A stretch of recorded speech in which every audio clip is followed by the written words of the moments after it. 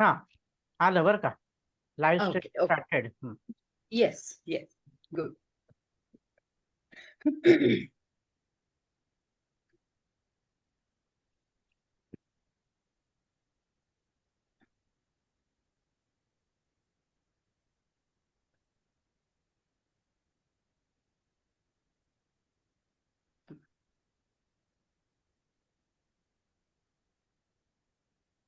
नमस्कार. मी लीना कुलकर्णी. ध्यासच्या सगळ्या सहअध्यायी श्रोत्यांचं पुन्हा एकदा बऱ्याच मोठ्या सुट्टीनंतर मनपूर्वक स्वागत. आणि वैभव, तुझंही ध्यासच्या या ऑनलाईन व्यासपीठावर मनापासून स्वागत. धन्यवाद. या मध्यंतरीच्या काळामध्ये प्रकृती अस्वास्थ्यामुळे काही सत्र होऊ शकली नाहीत, पण याच काळात तुमच्या म्हणजे आता जे तुम्ही कोणी ऐकता आहात श्रोते, तुमच्यातल्या अनेकांनी सत्र का होत नाहीयेत अशी चौकशी केली. समाधान वाटायचं मला ती चौकशी ऐकली की. मला रुखरुख होती ते होत नाहीयेत सत्र, पण अतिशय समाधान वाटायचं. म्हणजे आपण जे काही मागे परमेश्वरांनी जे करून घेतलेलं आहे ध्यासचं छोटंसं काम, ते सार्थकी लागलं असं वाटायचं. तुम्ही केलेल्या या विचारणीबद्दल, घेतलेल्या दखलीबद्दल मी तुमची खूप खूप आभारी आहे. ध्यास हा विनामूल्य उपक्रम असला तरी ऐच्छिक देणगी मूल्य स्वागतार्ह आहे. आजचे व्याख्याते श्री वैभव दातार यांचा अगदी थोडक्यात परिचय करून देते. Doctor Shri Vaibhav Datar IT engineer असलेल्या वैभव दातार यांनी स्पॅनिश आणि जपानी भाषेचंही प्राथमिक शिक्षण घेतलेलं आहे. वैभव दातार ऑफिशियल ही त्यांची युट्यूब चॅनलची लिंक आहे. श्री स्वामी काव्यसुधा हा अक्कलकोट स्वामी समर्थ यांच्यावर लिहिलेल्या विविध प्रकारच्या गीतांचा, अभंगांचा संग्रह हे त्यांचं प्रकाशित झालेलं पुस्तक आहे. अनेक पुस्तकं प्रकाशित झालेली आहेत. श्री नवनाथ भक्तिसार काव्य सौरभ हे या ग्रंथातील एकेका अध्यायाचे काव्यमय रूपांतरण म्हणजेच एकूण 40 काव्यांचा हा संग्रह आहे. चला जाणूया आरती. अनेक देवदेवतांच्या आरत्यांचे अर्थ स्पष्ट करणारी उपयुक्त माहिती या पुस्तकामध्ये संकलित करण्यात आली आहे. हे जरूर वाचा. शोधयात्री ऋषीमुनी, विवेकानंद केंद्र, कन्याकुमारी मराठी प्रकाशन विभाग पुणे आणि आदर्श विद्या प्रसारक मंडळ बदलापूर यांच्या संयुक्त विद्यमाने शोधयात्री ऋषीमुनी या पुस्तकाचं प्रकाशन नुकतंच करण्यात आलं आहे. श्री वैभव दातार प्राच्य विद्या अभ्यासक, संत चरित्र लेखक यांनी हे पुस्तक लिहिलेलं आहे. वेद, उपनिषद, पुराण, रामायण, महाभारत यातले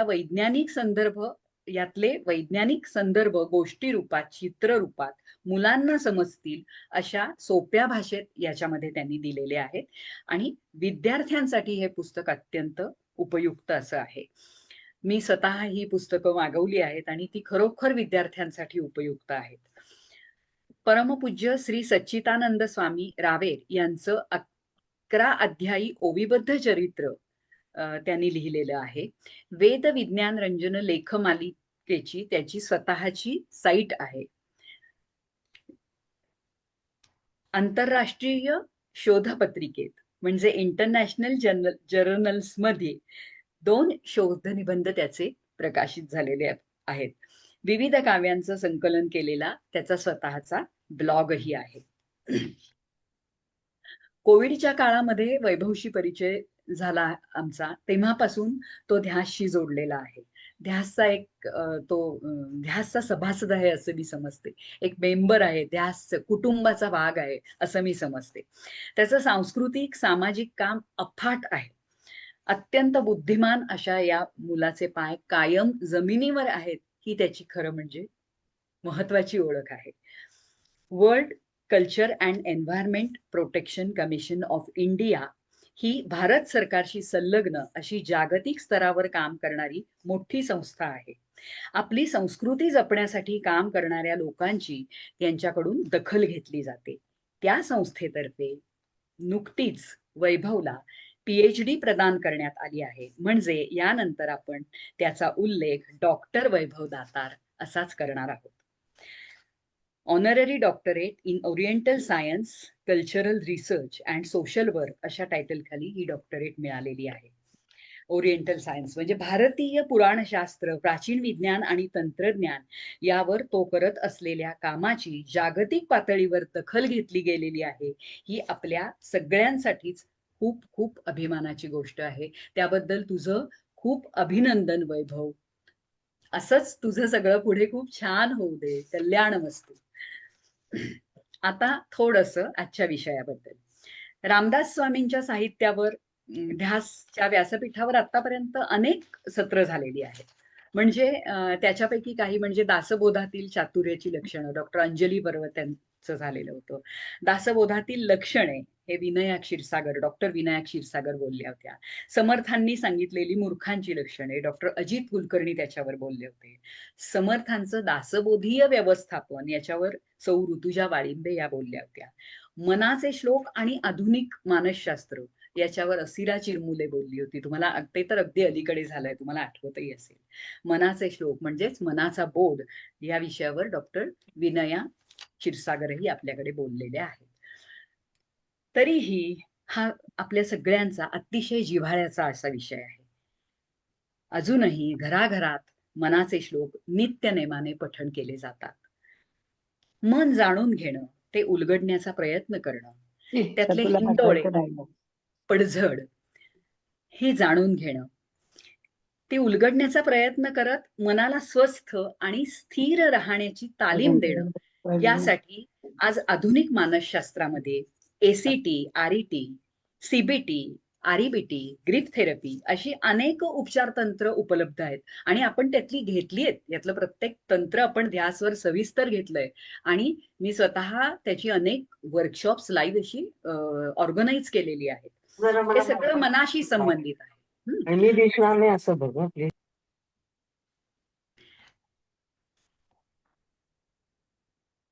ही सगळी सत्र ही मनाशी संबंधित अशीच आहेत. हे झालं आत्ताचं सगळं आधुनिक मानसशास्त्राचं. पण 400-500 वर्षापूर्वी समर्थ रामदास स्वामींनी मनाचे वेगवेगळे पैलू उलगडत मनाच्या श्लोकांच्या रूपात मनाचा आढावा घेतलेला आहे. चपळ मनाला स्थिर करणारे, मनाला आधार देणारे, मनाला संयम शिकवणारे, दुसऱ्याला समजून घ्यायला शिकवणारे असे अनेक श्लोक या अलौकिक साहित्य कृतीमध्ये दिलेले आहेत. मनाला शिकवण्यासाठी, मनाच्या मशागतीसाठी काय काय करायला हवंय याची तंत्रही मोठ्या खुबीने आणि तरीही सडेतोडपणे त्यांनी सांगितलेली आहेत. सर्वसामान्य माणसाला रोजच्या जगण्यात उपयोगी पडेल असं तत्वज्ञान आहे यात. आपलं रोजचं जगणं सुलभ करणाऱ्या अनेक युक्त्या ह्याच्यात सांगितलेल्या आहेत. त्यातल्या काही मोजक्या श्लोकांवर आज डॉक्टर वैभव दातार बोलणार आहेत. धन्यवाद. वैभव, सुरू करूयात आपण. होय, सुरू करूया. माझा आवाज येतोय व्यवस्थित? हो, येतोय. सुरू करतो मी आता. सर्वप्रथम ध्यास अभ्यास गटातील सर्व मान्यवर, सर्व सदस्य यांना विनम्र अभिवादन. आज गेली 3 वर्ष साधारणपणे या ध्यास अभ्यास गटावर वेगवेगळ्या प्रकारच्या विषयांवर माझी व्याख्यानं झालेली आहेत. काही आध्यात्मिक आहेत, काही वैज्ञानिक आहेत आणि माझी सातत्याने वैज्ञानिक व्याख्यानं ऑर्गनाईज किंवा करणारा एकमेव संस्था म्हणजे ध्यास अभ्यास गट. साधारणतः 12 ते 15 व्याख्यानं सर्व विषयांची मिळून ध्यास अभ्यास गटावर आतापर्यंत माझी झाली आहेत. आजचा विषय आहे सदा सर्वदा योग तुझा घडावा. आता आपल्याला माहिती आहे पुढच्या आठवड्यामध्ये माघ वद्य नवमी म्हणजे दास नवमी आहे. त्या दिवशी समर्थ रामदासांनी आपल्या जड शरीराचा त्याग केला. जड शरीराचा त्याग केला हेच म्हणणं संयुक्तिक आहे, कारण त्यानंतर समर्थांनी अनेकांना प्रत्यक्ष दर्शन दिलेलं आहे. त्यातील चक्रधर स्वामींना दिलेलं दर्शन आणि आपल्याला नक्कीच माहिती असेलच. तर आपण आता या व्याख्यानाला सुरुवात करण्यापूर्वी मोजके श्लोक मनाचे ते सुद्धा पूर्ण नाहीत त्यातले काही एक एक ओळीवर आपण मी थोडंसं भाष्य करण्याचा प्रयत्न करणार आहे. कारण 205 मनाच्या श्लोकांना स्पर्श करणं सुद्धा आपल्याला एवढ्या कमी वेळात शक्य नाही. त्याच्यामुळे काही त्यातील निवडक श्लोक आणि त्यातील एखादा चरण घेऊन आपण पुढे जाणार आहोत. सुरू करूया. समर्थाची या सेवका वक्रपा आहे, असा सर्व भूमंडळी कोण आहे. जयाची लीला वर्णिती लोक तिन्ही, नृपेक्षी कदा रामदासाभिमानी. जय जय रघुवीर समर्थ. मनाचे श्लोक. का बरं असं म्हटलं असेल मनाचे श्लोक? काय असेल त्याच्या मागे कारण? मनालाच का साथ घातली असेल स्वामींनी? समर्थांना मनच का सापडला? आम्ही होतो की एवढे आम्ही होतो त्या काळी, एवढं राज्य मुसलमानी राजवट होती. शिवाजी महाराजांचं कार्य बहराला येत होतं.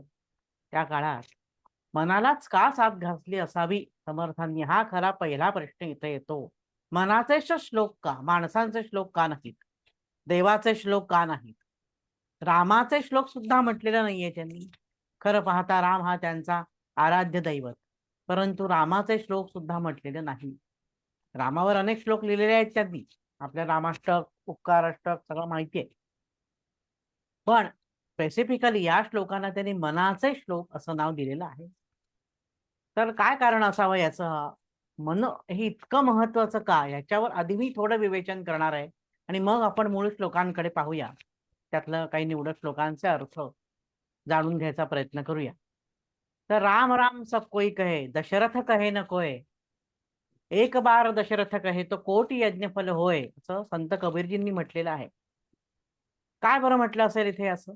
राम राम सब कोई कहे, राम राम सगळेच म्हणतात, पण दशरथ कोणीच म्हणत नाही, असं कबीरजींचं म्हणणं आहे. जर तुम्ही एक बार दशरथ म्हटलं तर तुम्हाला कोटी यज्ञांचं फळ प्राप्त होईल, असं कबीरजी म्हणतात. आता संत कबीर म्हणतायत म्हणजे काहीतरी त्याच्यामध्ये मेख असली पाहिजे, ती आपल्याला जाणून घेणं आवश्यक आहे. माणूस अतिशय लोभी, कोटी यज्ञ फळ जर मिळणार असेल तर राम राम सोडून दशरथ दशरथ म्हणायला काय हरकत आहे? जर कोटी यज्ञांचं फळ घरबसल्या मिळणार असेल तर आम्ही पण म्हणतो दशरथ दशरथ दशरथ दशरथ. पण ते अभिप्रेत नाहीये. कबीरजी म्हणतायत की दशरथ कहे न कोय. इथे थांबा. दशरथ नाहीये, ते दशरथ आहे. दशरथ. पण म्हणताना आपण दशरथ कहे न कोय. दशरथ म्हणजे काय? तर 10 इंद्रिय रथ होऊन जर तुम्ही राम राम घेतलं तर तुम्हाला ते कोटी यज्ञाचं फळ प्राप्त होईल. 10 इंद्रिय म्हणजे कुठची? 5 ज्ञानेंद्रिय आणि 5 कर्मेंद्रिय, ही झाली आपली 10 इंद्रिय. म्हणून एक बार दशरथ कहे तो कोटी यज्ञ फल, तरच तुम्हाला कोटी यज्ञांचं फळ प्राप्त होईल. मग आता या 10 इंद्रियांना आवर घालणारा कोण आहे? कुठलं इंद्रिय आहे? जे दिसत नाही, पण त्याची सत्ता या सर्व इंद्रियांवर चालते. ते इंद्रिय म्हणजे मन. म्हणून महाराजांनी, समर्थांनी मनाला साथ घातलेली आहे की तुमच्या मनाला जर तुम्ही समजावलं तर तुमच्याकडनं बरीच चांगली कार्य होतील, असा स्वामींचा विश्वास आहे. म्हणून त्यांनी चहूकडे धावणाऱ्या या मनालाच पहिली साथ घेतलेली आहे. अजून एक कबीरजींचा दोहा. कबीरजींनी सुद्धा मनावर खूप छान काम केलेलं आहे, खूप लिहिलेलं आहे. ते म्हणतात की माला फिरे कर माही, जीभ फिरे मुख माही, मनवा तो चहू दिसी फिरे, ये तू सुमीरन नाही. राम राम राम राम श्रीराम जय राम जय जय राम श्रीराम जय राम जय जय राम चाललंय आपलं. इकडे बघतायत तिकडे बघतायत. माला फिरे कर माही, जीभ फिरे मुख माही, तोंडाने श्रीराम जयराम म्हणतोय, मनवा तो चहू दिशी फिरे. दूध तापलं की नाही, दूध उतू गेलं की नाही, बेल वाजली का, टीव्हीवर कुठली प्राईम टाईम मालिका चालू आहे, आपलं तिथे लक्ष. येई तो सुमिरन नाही. त्या नामस्मरणाला काही अर्थ नाही. म्हणून कोणाचा लगाम असावा? तर मनाचा लगाम असावा. म्हणून मना सज्जना असं म्हटलेलं आहे प्रभूंनी, म्हणजेच रामदास स्वामींनी म्हटलेलं आहे मना सज्जना. कारण माला फेरत जुग भया, फिरान मन का फेर. माळच फिरतीये तुमची, पण मनाचा फेरा फिरत नाही. मन इकडे तिकडे भटकतंय. कर का मन का डार दे, मन का फेर. तो तुझी जी हाताने एक एक एक एक मणी ओढतोयस ती बाजूला कर आणि मनाने एक एक एक एक मणी ओढ. म्हणजेच तुला मनाला ताब्यात ठेवणं जमलं पाहिजे. या बाबतीत मनाच्या बाबतीत एक सुंदर गोष्ट आपण ऐकली असेल की विनोबा भावे यांची. विनोबा भावे यांची आई अतिशय खूप धार्मिक होती. तर आई त्यांना म्हणाली, अरे विनोबा, जरा समोर एक शंकराचं देऊळ आहे. पूर्वी गावागावांमध्ये शंकराची देवळं असायची. जाऊन जरा पिंडीवर, शंकराच्या पिंडीवर जरा अभिषेक पात्र आहे ना, त्याच्यामध्ये जरा 3 घागरी पाणी ओतून ये. विनोबा म्हणाले ठीक आहे. विनोबांनी कळशी घेतली कमरेवर, ते शंकराच्या देवळात गेले आणि त्यांनी ती घागर शंकराच्या पिंडीवर ओतली. एक ओतली, दुसरी ओतली, तिसरी ओतली. आले परत. आई म्हणाली, अरे विनोबा, झालं तुझं काम? इतक्या पटकन कसा आलास तू? विनोबा म्हणाले, आई सोपं आहे. तू काय म्हणालीस मला, 3 कळशा, 3 घागरी पाणी शिवपिंडीवर वाहून ये, ओतून ये. मग मी 3 घागरी घेऊन गेलो. एक ओतली, दुसरी ओतली, तिसरी ओतली आणि आलो परत. झालं काम. किती वेळ लागणार आहे? 10 मिनिटाचं काम. घागरी ओतायला किती वेळ लागेल? तेव्हा त्यांची आई हसली. तेव्हा त्यांची आई हसली आणि म्हणाली, अरे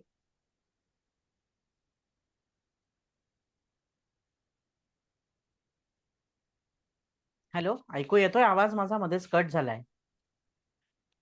येतोय. हा.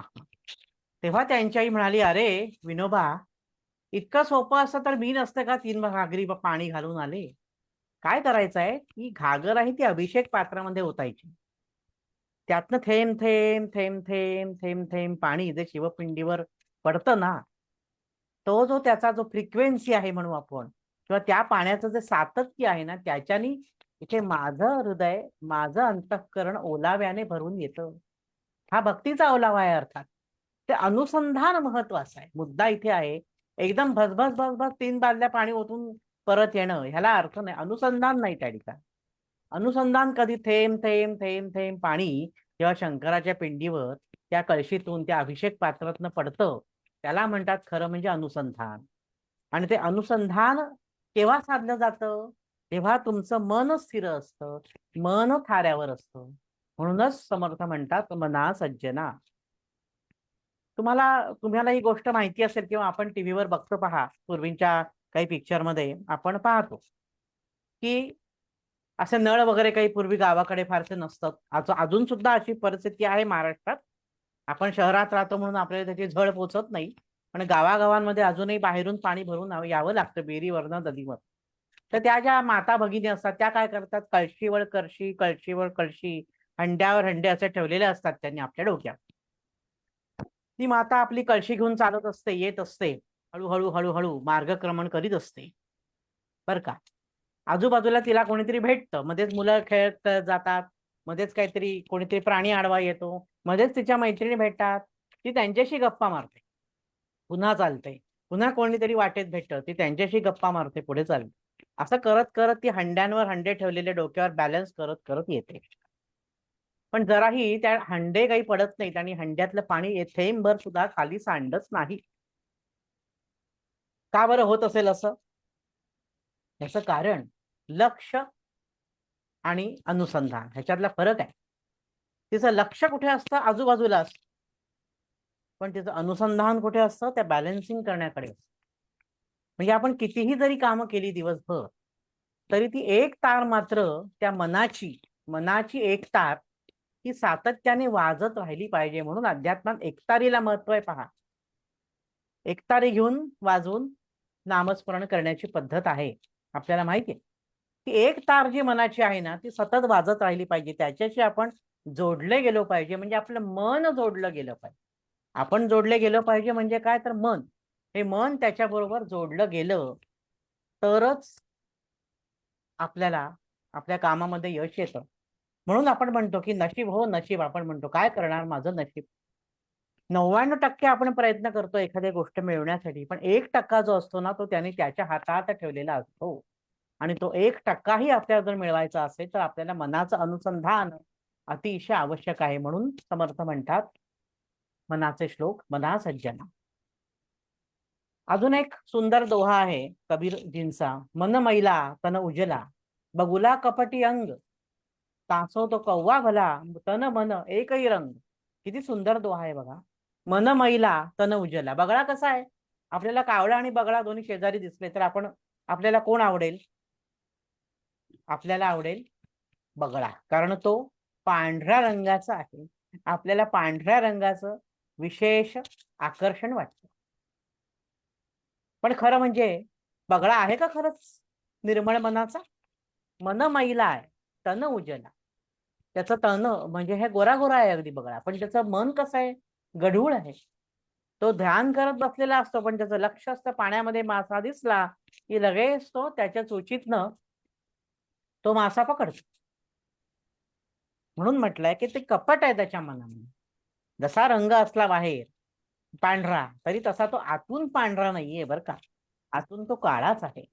म्हणून म्हणतात मन मैला. मन कसं असलं पाहिजे? स्वच्छ असलं पाहिजे ना. तर मन मैला तन उजळा, बगुला कपटी अंग, तासो तो कव्वा भला, त्यापेक्षा कावळा चांगला, असं कबीरजी म्हणतात. तन आणि मन एकही रंग, म्हणजे त्याचं शरीरही काळं आहे आणि मनही काळं आहे. इथे मनावर किती काम केलेलं आहे आपल्या ह्या संस्कृतीमध्ये. मनावर खूप काम केलेलं आहे आणि त्यांनी म्हणून मनालाच साथ घातलेली आहे मना सज्जना. इतकं महत्वाचं आहे मन त्याच्यासाठी. तर हे मन सातत्याने आपलं धावत असतं. अचपळ मन माझे आवरे नावरीत, नावरे आवरीता म्हणतायत ना. तर माझी या मना जरा थांबना, तुझे धावणे अन मला वेदना, असं कवीनी म्हटले. ते मन सतत सतत चपळ आहे. ते धावताय धावताय धावताय धावताय, त्याला कसं आपण बांधून ठेवणार? त्याच्यासाठी मनाचे श्लोक सांगितलेले आहेत.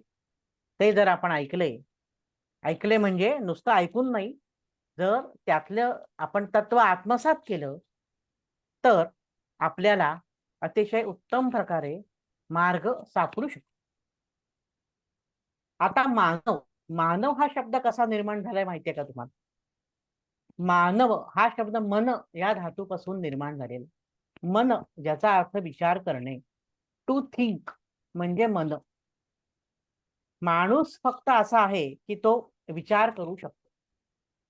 बाकी कोणीही विचार करू शकत नाही माणसा इतका. माणसाला देवाने जास्ती बुद्धी दिलेली आहे असं पण म्हणू. म्हणून त्याला आपण मानव म्हणतो. टू थिंक, मन, टू थिंक त्यापासून शब्द आला तो म्हणजे मानव. मग आता हा माणूस म्हणजे मन, आपल्याला मन तर काही दिसत नाही. मग मन म्हणजे कसं ओळखायचं? तर मन म्हणजे माणूस, माणूस म्हणजे मन. तर आता मला सांगा की खरंच हे मन सज्जन आहे का? त्यांनी पहिल्या श्लोकामध्ये म्हटलंय मना सज्जना.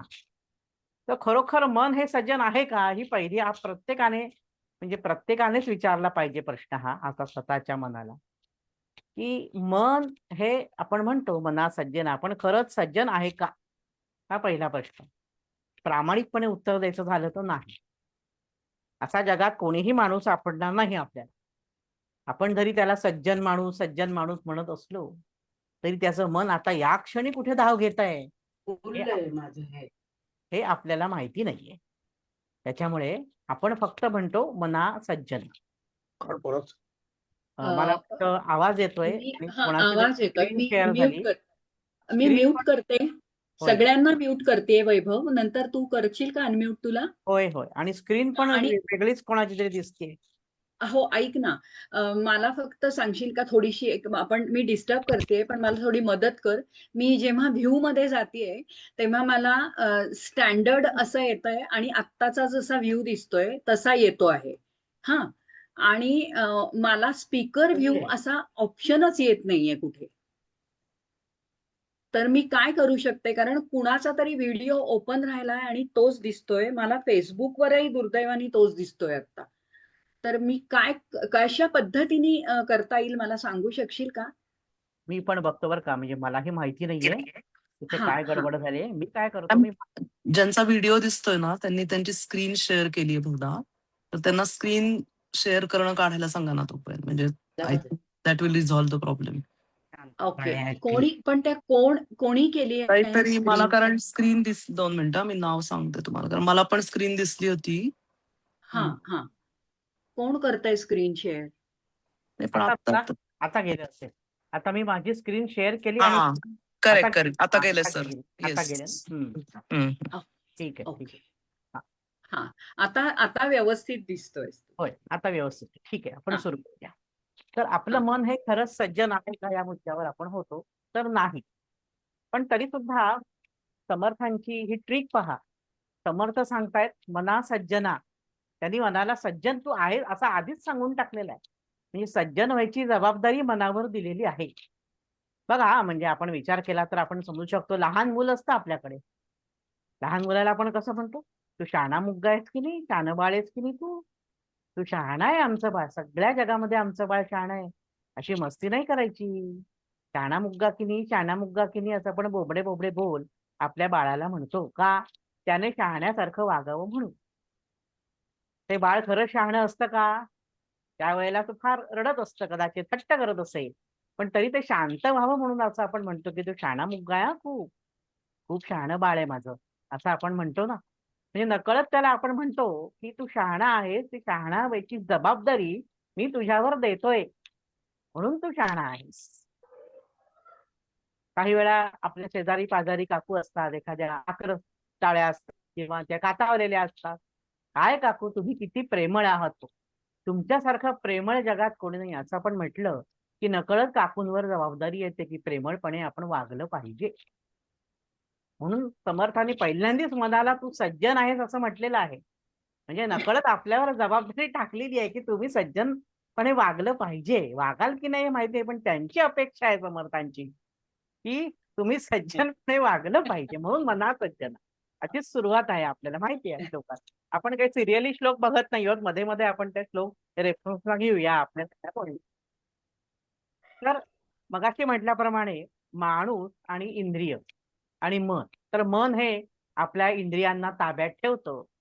मनावर खूप संशोधन झालेलं आहे. काही परदेशी संशोधकांनी सुद्धा खूप उत्तम उत्तम संशोधन केलेलं आहे.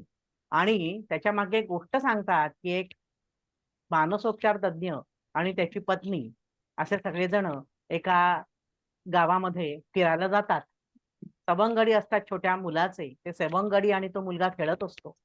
त्या मानसोपचार तज्ञ आणि त्याची बायको असे गप्पा मारत असतात. गप्पांच्या ओघात बराच वेळ जातो आणि ही मुलं खेळत कुठेतरी दूर जातात. आणि त्याच्या पत्नीला एकदम आठवतं की अरे आत्ता आपली मुलं खेळत होती सगळीजण. मुलं आणि त्याचे मित्रमैत्रिणी आता दिसत नाहीत, गेले कुठे सगळे.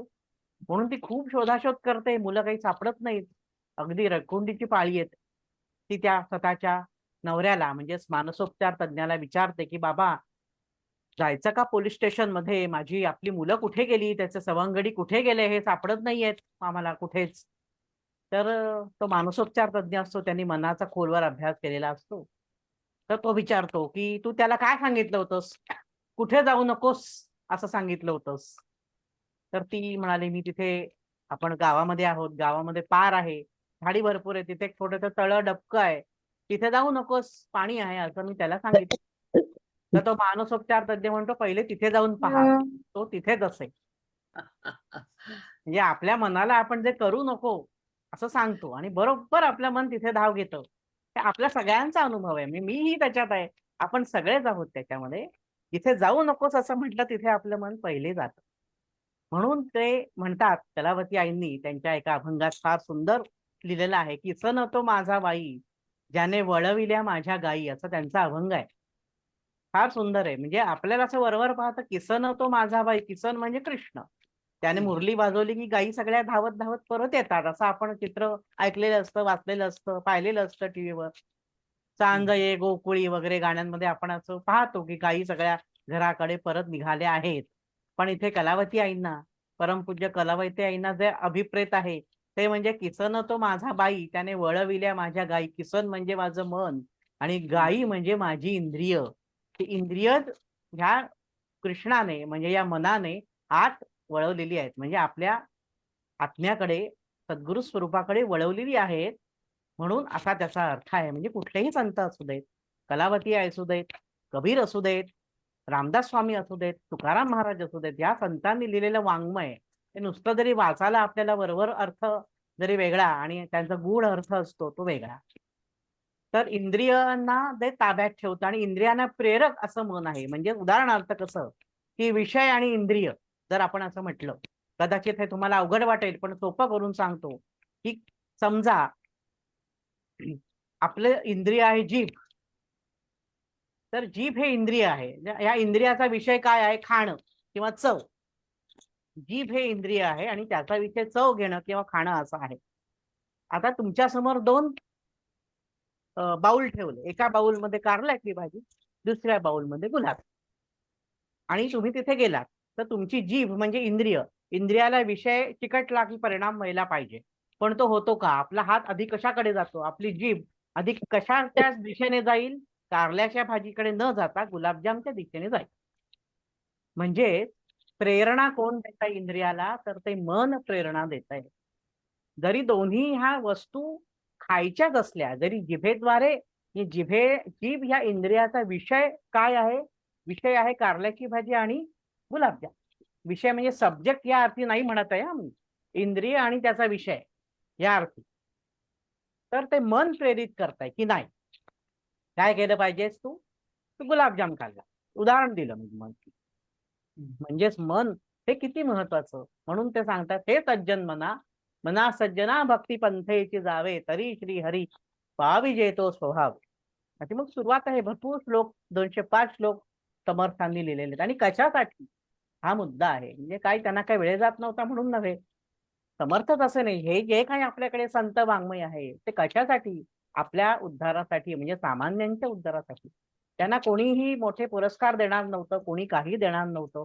वास्तविक त्यांनी काही नसतं दिलं तरी चाललं असतं, आपण काही त्यांना द्या म्हणून सांगायला गेलो नव्हतो. पण 9,000 ओव्यांची ज्ञानेश्वरी न्यायचं कारण काय? एवढा मोठा दासबोध लिहायचं कारण काय? मनाचे श्लोक लिहायचं कारण काय? तुकाराम गाथा लिहायची कारण काय? हेच की अडखळतायत माणसं, तास पडतायत, त्याच्यासाठी लिहिलेलं आहे. म्हणून भागवतामध्ये म्हणतात ना, भगवन करुणया आह.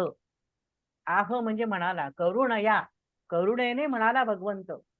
भागवतात वचन आहे. काय म्हणाला? करुणया आह, की माझीही सगळी जी लेकर आहेत ती धडपडतायत, त्रास पडतात, त्यांना मार्ग दाखवतील. मी हे सगळं निर्माण केलेली आहे सृष्टी, आणि म्हणून हे सगळं समर्थांचं वाङ्मय निर्माण केलेलं आहे. त्यातील अजून एक श्लोक, पुढचा श्लोक आपण बघू. जीवा कर्मयोगे जगी जन्म झाला, असा एक सुंदर श्लोक आहे त्याचा. मनाचे श्लोक भरपूर आहे, 205 म्हणजे निवडत घेऊया आपण मगाशी म्हटल्याप्रमाणे. जीवा कर्मयोगे जगी जन्म झाला. कर्मयोगाने आपण ह्या जगात आलेलो आहोत. आपण एखाद्या माणसाला विचारलं, मुलाला छोट, ते तू कसा आला वर्तकडे जगामध्ये? तर तो म्हणे, आई बाबांमुळे आलो मी जगात. बरोबर, त्याचं म्हणणं अगदी बरोबर. आई बाबांमुळे ते बालक जगात आलं. पण आई बाबा हे माध्यम आहे त्या मुलाला जगात आणण्याचं. पण मूळ प्रेरणा कर्मयोग. कर्मयोग जो सांगितलेला आहे त्याच्यामुळे तुझा पुन्हा जन्म झालेला आहे. जीवा कर्मयोगे जगी जन्म झाला. कोणी अमरपट्टा घेऊन आलेला आहे का जगामध्ये? नाही. पण आपली हावभाव असे असतात आणि आपले आविर्भाव असा असतो की आम्हीच श्रेष्ठ आणि आम्ही सगळा अमरपट्टा घेऊन आलेलो आहे, आम्हाला मृत्यू नाही. महाथोर ते मृत्यू पंथेची गेले, किती जन्मले आणि मेले. अगदी जळजळीत वास्तव. कारण तुकाराम महाराज आणि हे समर्थ रामदास स्वामी हे अतिशय म्हणजे ठोकणारे आहेत आपले. ते अशी काही भीडभाड ठेवत नाही, हा काय म्हणेल, मग भक्तांना काय वाटेल. जे सत्य आहे ते सत्य आहे, आणि ते जळजळीत वास्तव असलं ते लिहून मोकळे होतात. नाठाळाचे माथा हाणू काठी असंच म्हटलेलं आहे महाराज. त्याच्यामुळे ते भीडभाड ठेवत नाही अजिबात कोणाची. तर ते म्हणतात की कर्मयोगी, म्हणजे गीतेचा पहिला अध्याय, धर्मक्षेत्रे कुरुक्षेत्रे समवेता युयुत्सवः मामकाः पांडवाश्चैव किम कुर्वत संजय. हा पहिला श्लोक आहे. त्याच्यामधला पहिला चरण आहे, धर्मक्षेत्रे कुरुक्षेत्र समवेता युयुत्सव. ह्या पहिल्या चरणातला अर्धा चरण आहे धर्मक्षेत्रे कुरुक्षेत्र. याच्यातच बंद कसं करायचं ते बघतो. मी परत एकदा म्यूट करते. हा, परत. अध्यात जाता आपाप बंद होईल. नाही बंद होत तसं. धर्मक्षेत्रे कुरुक्षेत्रे याच्यातच सगळं सार आहे. ते समर्थ रामदासांनी सुद्धा आता कर्मयोगे, कर्मयोग जो सांगितलाय मी, क्षेत्रे क्षेत्रे धर्मं कुरु, धर्मक्षेत्रे कुरुक्षेत्र. सोपं काम आहे. तुम्हाला नाही ना पूर्ण गीतेचे 700 श्लोक हे हरकत नाही. पहिल्या श्लोकातला अर्धा चरण जरी तुम्ही समजावून घेतलात तरी तुमचं काम होणार आहे. धर्मक्षेत्रे कुरुक्षेत्रे क्षेत्रे क्षेत्रे धर्मं कुरु म्हणजे काय? आपापल्या क्षेत्रात आपण धर्म करायचा. धर्म करायचा म्हणजे काय? धर्म म्हणजे रिलिजन याच्या अर्थी नाही. तुम्ही जर शिक्षक असाल तर चांगलं शिकवणं हा तुमचा धर्म आहे. तुमचं शिक्षण क्षेत्र आहे तर तुम्ही तुमच्या क्षेत्रात चांगल्या पद्धतीने ते शिकवलं गेलं पाहिजे. तुम्ही डॉक्टर असाल तर लोकांना बरं करणं, चांगली औषधं देणं हा तुमचा धर्म आहे. पती धर्म आहे, स्त्री धर्म आहे, विद्यार्थी धर्म आहे, पुत्र धर्म आहे, शेजार धर्म आहे. धर्म ही संकल्पना मुळात खूप व्यापक आहे. आपण त्याला भगवा, हिरवा आणि काळा आणि पांढरा असली काहीतरी नावं देऊन आपण त्याला रंगात बांधलेला आहे. पण धर्म ही खूप विश्वव्यापी संकल्पना आहे खरं सांगायचं तर. या संपूर्ण भगवद्गीतेमध्ये कुठेही हिंदू असा शब्द आलेला नाही. 700 श्लोकांमध्ये कुठेही त्यांनी म्हटलेलं नाहीये की हिंदूंसाठी आहे म्हणून. ती कोणासाठी आहे? अर्जुनासाठी. अर्जुन म्हणजे पुन्हा आपलं मन. हे सांगायचा मुद्दा काय की आज कुठली भाजी करायची? बटाट्याची करायची, काचऱ्या करायच्या का सोली बटाट्याची करायची भाजी? हे द्वंद्व आपल्या मनामध्ये असतं. अगदी आपल्या रोजच्या व्यवहारातलं उदाहरण आहे. हे मी प्रत्येकाच्या घरी असंच असतं. काय करू आज स्वयंपाक? हा प्रश्न प्रत्येकाला अर्जुन हा सतत आपल्या मनात होतच असतो.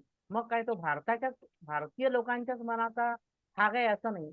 एखाद्याचा अर्जुन असेल इंग्लंडमध्ये, एखाद्याचा अर्जुन असेल अमेरिकेमध्ये. कारण शेवटी मानव आहे, माणूस आहे, म्हणजे त्याच्या मनात द्वंद्व आहे. हे करू का ते करू, हे करू का ते करू. मग त्याच्यावरती गीता जी आपल्याला मार्ग दाखवते. आपल्या विषयाचा गीता नाहीये, पण मन ह्याच्याशी संबंधित आहे म्हणून मी हा उल्लेख मुद्दामून केला. जीवा कर्मयोगे जगी जन्म झाला, महाथोर ते मृत्यू पंथेची गेले, किती जन्मले आणि मेले असं म्हटलेलं आहे. मरे एक त्याचा दुजा शोक वाहे. किती किती त्यांनी सांगितलेलं आहे. याच्यामध्ये एक सुंदर गोष्ट दोन सांगतो. तुम्हाला जरी जे माहिती आहे तरी पुन्हा एकदा मी तुम्हाला सांगतो. याचं कारण आहे की मरे एक त्याचा तुझा शोक वाहे. आत्ता परवा काही दुर्घटना घडल्या, विमान दुर्घटना आपण पाहिली. अशा अनेक दुर्घटना मध्ये मध्ये घडत असतात. काही ठिकाणी रेल्वेच्या दुर्घटना असतात, काही ठिकाणी बसेसच्या दुर्घटना असतात. आपण 4 दिवस अश्रू ढाळतो. त्याच्यानंतर आपण आपापलं वाक्य, आपापलं कार्य हे करत.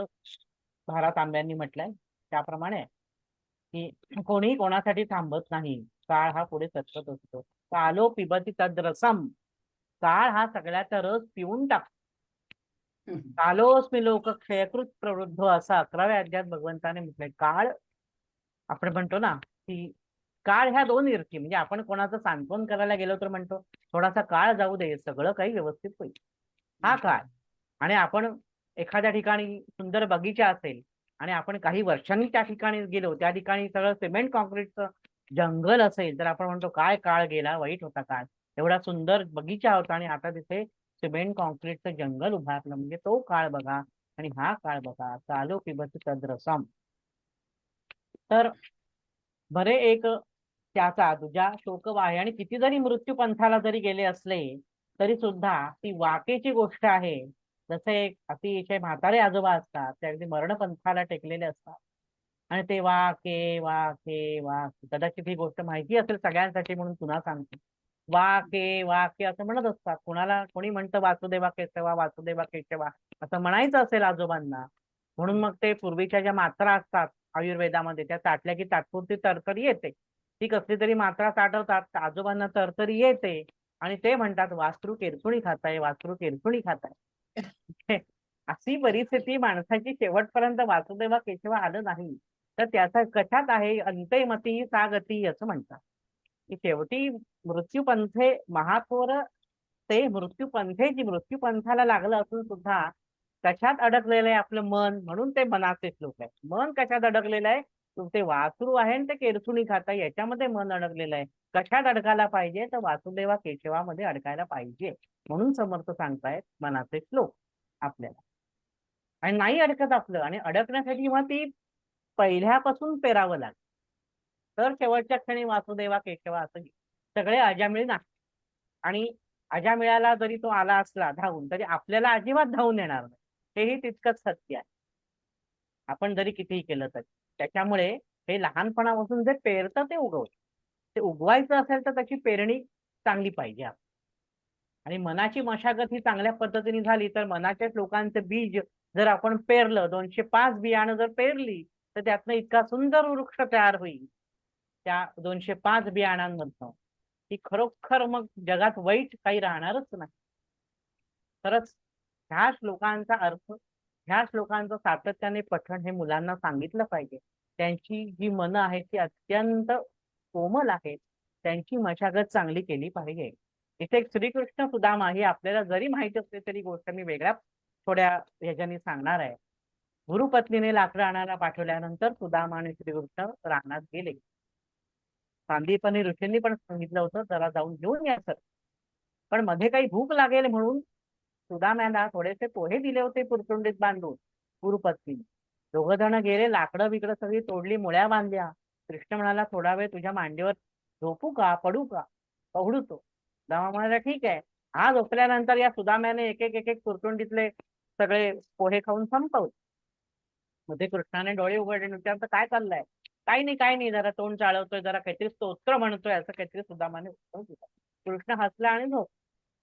ही सुदाम्याची जी पुरचुंडी जी दिली होती पोह्याची गुरुमातेने, ती त्याने कृष्णाला दिली नाही. काही वर्ष झाली सुदामाला दारिद्र्य आलं आणि ती जी पुडी पुरचुंडी तेव्हा मिळणं अपेक्षित होतं कृष्णाला, ती अशा पद्धतीने त्याला आपल्या फाटक्या कपड्यात बांधून आणावी लागलेली आहे. आणि ते जे काही 5 मिनिटं जो कृष्ण 10 मिनिटं 1 तास काही त्याच्या मांडीवर पहुडला असेल, तर जसा सुदामा त्याच्या द्वारकेत आला तसे कृष्णाने त्याचे पाय चेपले. कुठेतरी बॅलन्स काही ठेवत नाही देव आपल्याला. बरोबर परतफेड केलेली आहे. तुझं मी पाय चेपतो कारण तुझ्या मांडीवर मी डोकं ठेवून झोपलो होतो. आणि ही जी पुडी आहे पुरचुंडी म्हणू आपण कसली ती पोह्याची, तांदुळाची ती अशा पद्धतीने मग त्याच्यासाठी त्याला भोगावं लागलं सुदामा. पुढे त्याला दारिद्र्य दूर झालं, सगळं कृष्णाने दिलं, हा सगळा भाग वेगळा. पण त्या पुरचुंडीची कथा अशी की म्हणून म्हटलं ते पेराल ते उगवतं.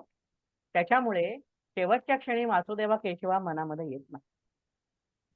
आणि दुसरं असं आहे की पाव पलकी सुधी नाही करे कलका काट, असं कबीरजी म्हणतात. काल अचानक मारती जो तीतर को बार. पाव पलकी सुधी नाही, म्हणजे आपल्याला पुढच्या पाव पल म्हणजे क्षणाचा सुद्धा आपल्याला माहित नसतं आपण थोड्या वेळाने श्वास घेऊ की नाही. जसा तो तितर पक्षी असतो, अळी तोंडात पकडतो आणि तो विचार करतो आता मला अळी मिळाली, आता पुढच्या जेवणाचं काय? सकाळी नाश्ता केल्यानंतर दुपारी काय जेवायचं, मधल्या वेळी काय खायचं आणि रात्री काय जेवायचं, आपल्या डोक्यामध्ये चालू असतो. तसंच तो तितर पक्षी सुद्धा म्हणत असतो मी आत्ता अळी पकडलीये, आता पुढच्या अळीचं काय, एवढा विचार करता करता त्याला बाण घायाळ करतो आणि तो पक्षी जातो. संत कबीरांचं फार सुंदर उदाहरण मी नेहमी माझ्या व्याख्यानामध्ये देतो. ध्यास अभ्यास गटावर माझ्या कबीरांवर कहत कबीर म्हणून मला वाटतं जून जुलै मध्ये एक व्याख्यान झालं होतं. त्याच्यामध्ये मी सगळे दोहे घेतले होते. आता हे फक्त ह्याच्याशी संबंधित तेवढं घेतोय मी. ते म्हणतात की 2 माणसं भांडत असतात आणि कबीर रस्त्याने चाललेले असतात. कचा कचा भांडत असतात 2 माणसं. त्या 2 माणसांना पाहून कबीर क्षणभर थांबतात आणि जोरजोरात हसायला लागतात. त्यावेळी ते सगळे म्हणतात तुम्ही का हसताय? ते 2 जण म्हणतात की आम्ही इथे जोरजोरात भांडतोय, हसण्यासारखं काय आहे? तेव्हा ते कबीर म्हणतात तू ह्याला काय म्हणालास? हे जर तू नाही, तुला मी अद्दल घडवली ना तर मी उद्या माझं नाव बदलीन म्हणे, असं तू म्हणालास की नाही? तो म्हणाला हो. तर कबीर म्हणतात पहिले तुला उद्याचा भरोसा आहे का? तू म्हणतो तावातावाने भांडताना आपण पण म्हणतो बघ हे नाही झालं तर मी माझं नाव बदलीन. आणि तुला तुझं नाव तुला ठेवायचा तुला अधिकार दिलाय. तुझं नाव कोणी ठेवलं असेल पाण्यात, आत्याने, काकूने, मावशीने, आईने, जर घरातल्या वडीलधाऱ्या व्यक्तीने तुला जे नाव दिलेलं आहे ते नाव तू बदलणार आहेस आणि ते तू उद्या बदलणार आहेस. पाव पलकी सुधी नाही करे कलका साज, काल अचानक मारती जो तीतर को बार. आणि मग समर्थ म्हणतात की काय करायला पाहिजे. समर्थ त्यांच्या त्या श्लोकामध्ये तुम्हाला सर्व प्रकारचं ज्ञान देत आहेत. ते म्हणतात काय करायला पाहिजे. त्या आनंदाचा कंद जर तुमच्या जवळ आहे पण तो तुम्हाला माहिती नाही. तुमचा एकच सूर पक्का लागतो, तो म्हणजे तक्रारीचा. फक्त आणि फक्त आपण तक्रारच करत असतो. बाकी आपल्याला काय आयुष्यात जमलंय का? कितीही जरी सुंदर कापड जरी तुम्हाला दिलं पांढरं शुभ्र, तरी सुद्धा त्या कापडाला कुठेतरी छिद्र आहे म्हणून आपण बोंबलत बसतो. त्याला म्हणतो आपण छिद्रान्वेषी स्वभाव. एखाद्याला सुंदर, मला एक आठवत आहे, मला आता पूर्ण सगळं आठवणार नाही, पण मी 2री 3रीत असताना मराठीच्या पुस्तकामध्ये ना एक कुठला तरी धडा होता.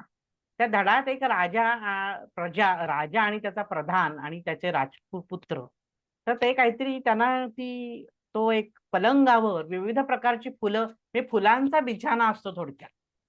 तर तो फुलांचा बिछाना असतो. तर तो जो सदैव असमाधानी राजपुत्र असतो तो म्हणतो, हे काय, ही अष्टाची फुलं का, ही तुम्ही सुवासिक फुलं का नाही ठेवली, म्हणजे एवढी सुंदर फुलांचा बिछाना घातलेला आहे, पण हीच का ठेवली नाही, सुवासिकच का ठेवली नाही, मोगराच का ठेवला.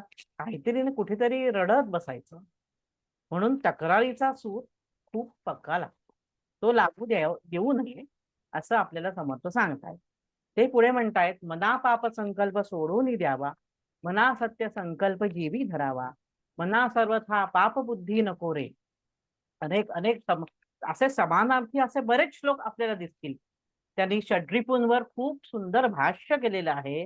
त्याच्यामध्ये मना वासना दुष्ट कामा न ये रे, मना कल्पना ते नको विषयांची, नको रे मना द्रव्य ते पुढीलांचे. कशाला हवंय, हे पण खेचायचं, ते पण घ्यायचं, ते पण घ्यायचं, काय गरज आहे, कशासाठी पुढीलांचं, कशासाठी द्रव्य द्यायचं, तो आहे ना देणारा, मग त्यांनी तेवढं दिलंय तेवढं शांत घ्या. कशासाठी हव्यास करायचा हा, आणि पाप संकल्प सोडून द्यावा. बरं का, पाप सोडून द्यावं म्हणजे इथे तिच्या शब्दावर आपण थांबून विचार करण्याचा की पाप संकल्प का म्हटलं. का तर केवळ ते भुजंगप्रयाग वृत्तामध्ये बसावं, दुसरा काही शब्द सापडला नाही त्यांना, म्हणून पाप संकल्प असा शब्द नाही वापरला. संकल्प कुठून करतो आपण, मनापासून करतो. म्हणजे शेवटी सगळं येऊन त्या मनापाशी थांबतो.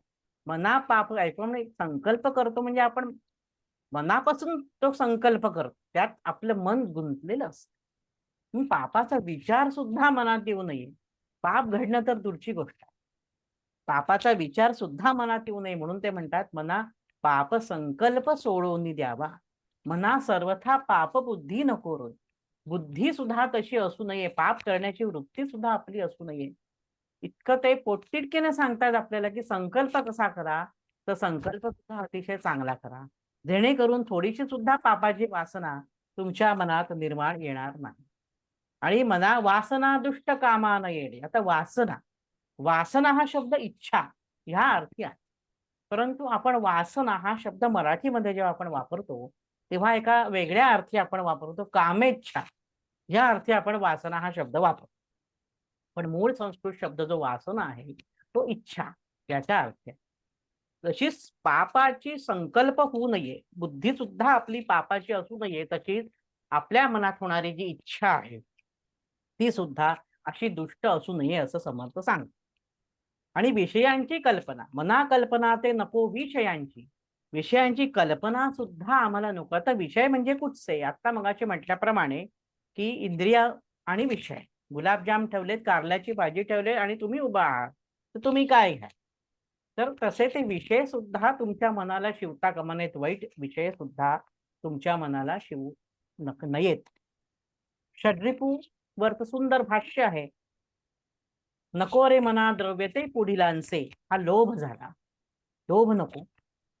नको रे मना क्रोध हा खेदकारी. बघा हा क्रोध, आणि पुढे म्हटलं खेदकारी, कारण क्रोध झाला ना की मग आपल्याला खेद होतो, अरे अरे उगाचच त्याला मारलं, हा आपल्याला खेद होतो. प्रत्येक माणूस, तुम्ही बघा मानसशास्त्राचा ज्यांनी अभ्यास केला असेल, राग आल्यानंतर आपल्या रागाच्या भरात वाटेल ते बोलतो, आपण काहीतरी उलट सुलट करून बसतो, आणि त्याच्यानंतर आपल्याला त्याचा पश्चाताप होतोच.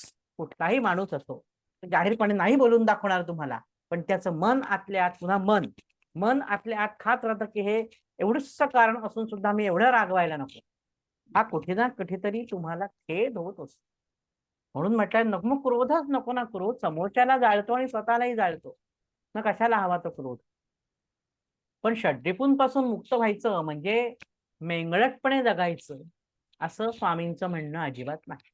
समजा तुम्ही रस्त्याने चाललाय आणि काही कारण नसताना तुम्हाला एखाद्याने टपलीत मारली, तर तिथे तुम्हाला क्रोध आलाच पाहिजे की माझी तर काही चूक नाही, तर माझी काही चूक नसताना तुम्हाला का मारलं. तिथे त्याला त्या एक टपलीत मारली तर आपण 2 मुस्काटात मारायला पाहिजेत त्याच्या, तिथे तर क्रोध आवश्यक आहे. नाठाळाचे माठ हाणू काठी आवश्यकच आहे, पण अनाठाही क्रोध नसावा असं समर्थांचं म्हणणं आहे. नको रे मना मदा सर्वदा अंगीकारू, नको रे मना मत्सरू दंभ भारू. असे षड्रिपूंवरचे अनेक श्लोक त्याच्यात दिलेला आहे. प्रत्येक रिपू त्यांनी एकेका श्लोकामध्ये उलगडलेला आहे. म्हणजे काय, एखादी सुंदर समोर वस्तू दिसली, खूप सुंदर एखादी वस्तू, एखादी हिऱ्याची अंगठी आहे समजा, तर ती मला हवी, मला हवी अशी मनात सतत इच्छा निर्माण होते. तो म्हणजे काम. इच्छा बघा, काम म्हणजे म्हणजे वाईट इच्छा, म्हणजे लैंगिक इच्छा नव्हे. मला ती हिऱ्याची अंगठी मिळावी ही इच्छा माझ्या मनात आली, म्हणजे माझ्या मनात काम उत्पन्न झाला. काम, नंतर क्रोध. ती अंगठी नाही मिळाली ती तिळपापड होतो आपला, तो म्हणजे क्रोध. काम, क्रोध. लोभ. लोभ म्हणजे ती कधी आपल्याला मिळेल, ती मिळालेली अंगठी माझ्याकडे आहे, माझ्याकडे आहे, किंवा एक मिळाली तर दुसरी पण मिळाली पाहिजे, हा जी हाव आहे ना, हा झाला लोभ. काम, क्रोध, लोभ, मोह.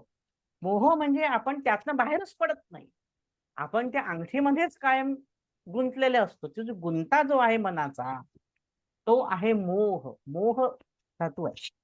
काम, क्रोध, लोभ, मोह आणि मद. ती अंगठी माझ्याकडे आहे, हा अहंभाव झाला, तो झाला मद.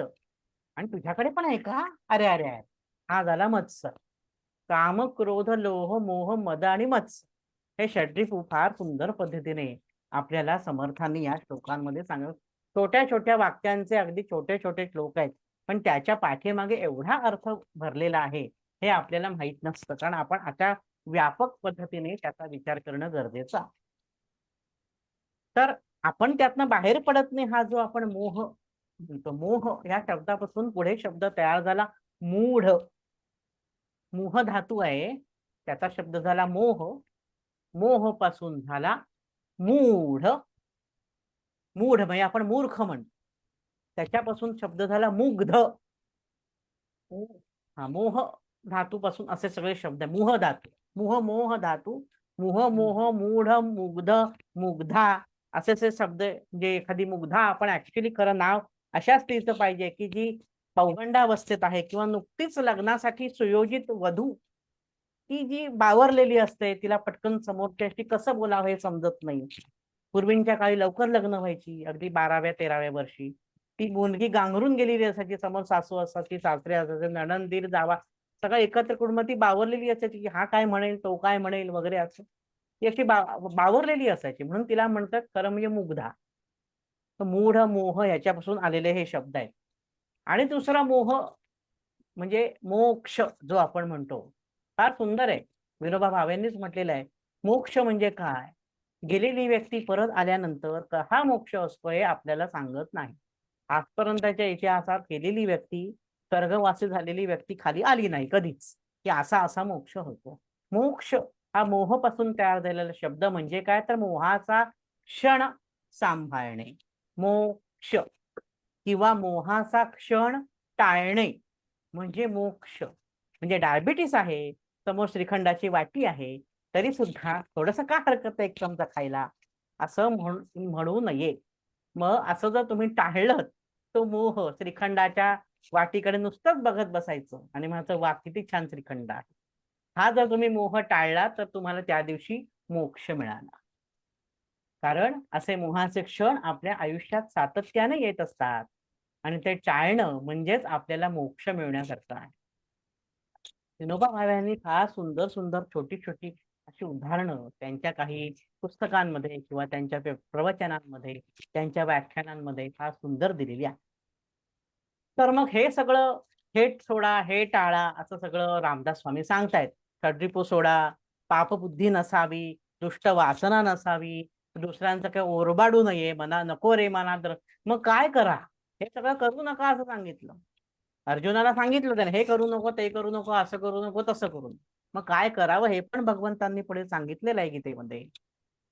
तसंच पुढे स्वामी सुद्धा म्हणतायत काय करायचं मग आता, हे करू नका, हे मग करू काय. तर ते म्हणतात जगी सर्व सुखी असा कोण आहे, विचारे मना तुझी शोधून पाय. हे तू कर, कोण आहे जगात सर्व सुखी, आधी हे शोध.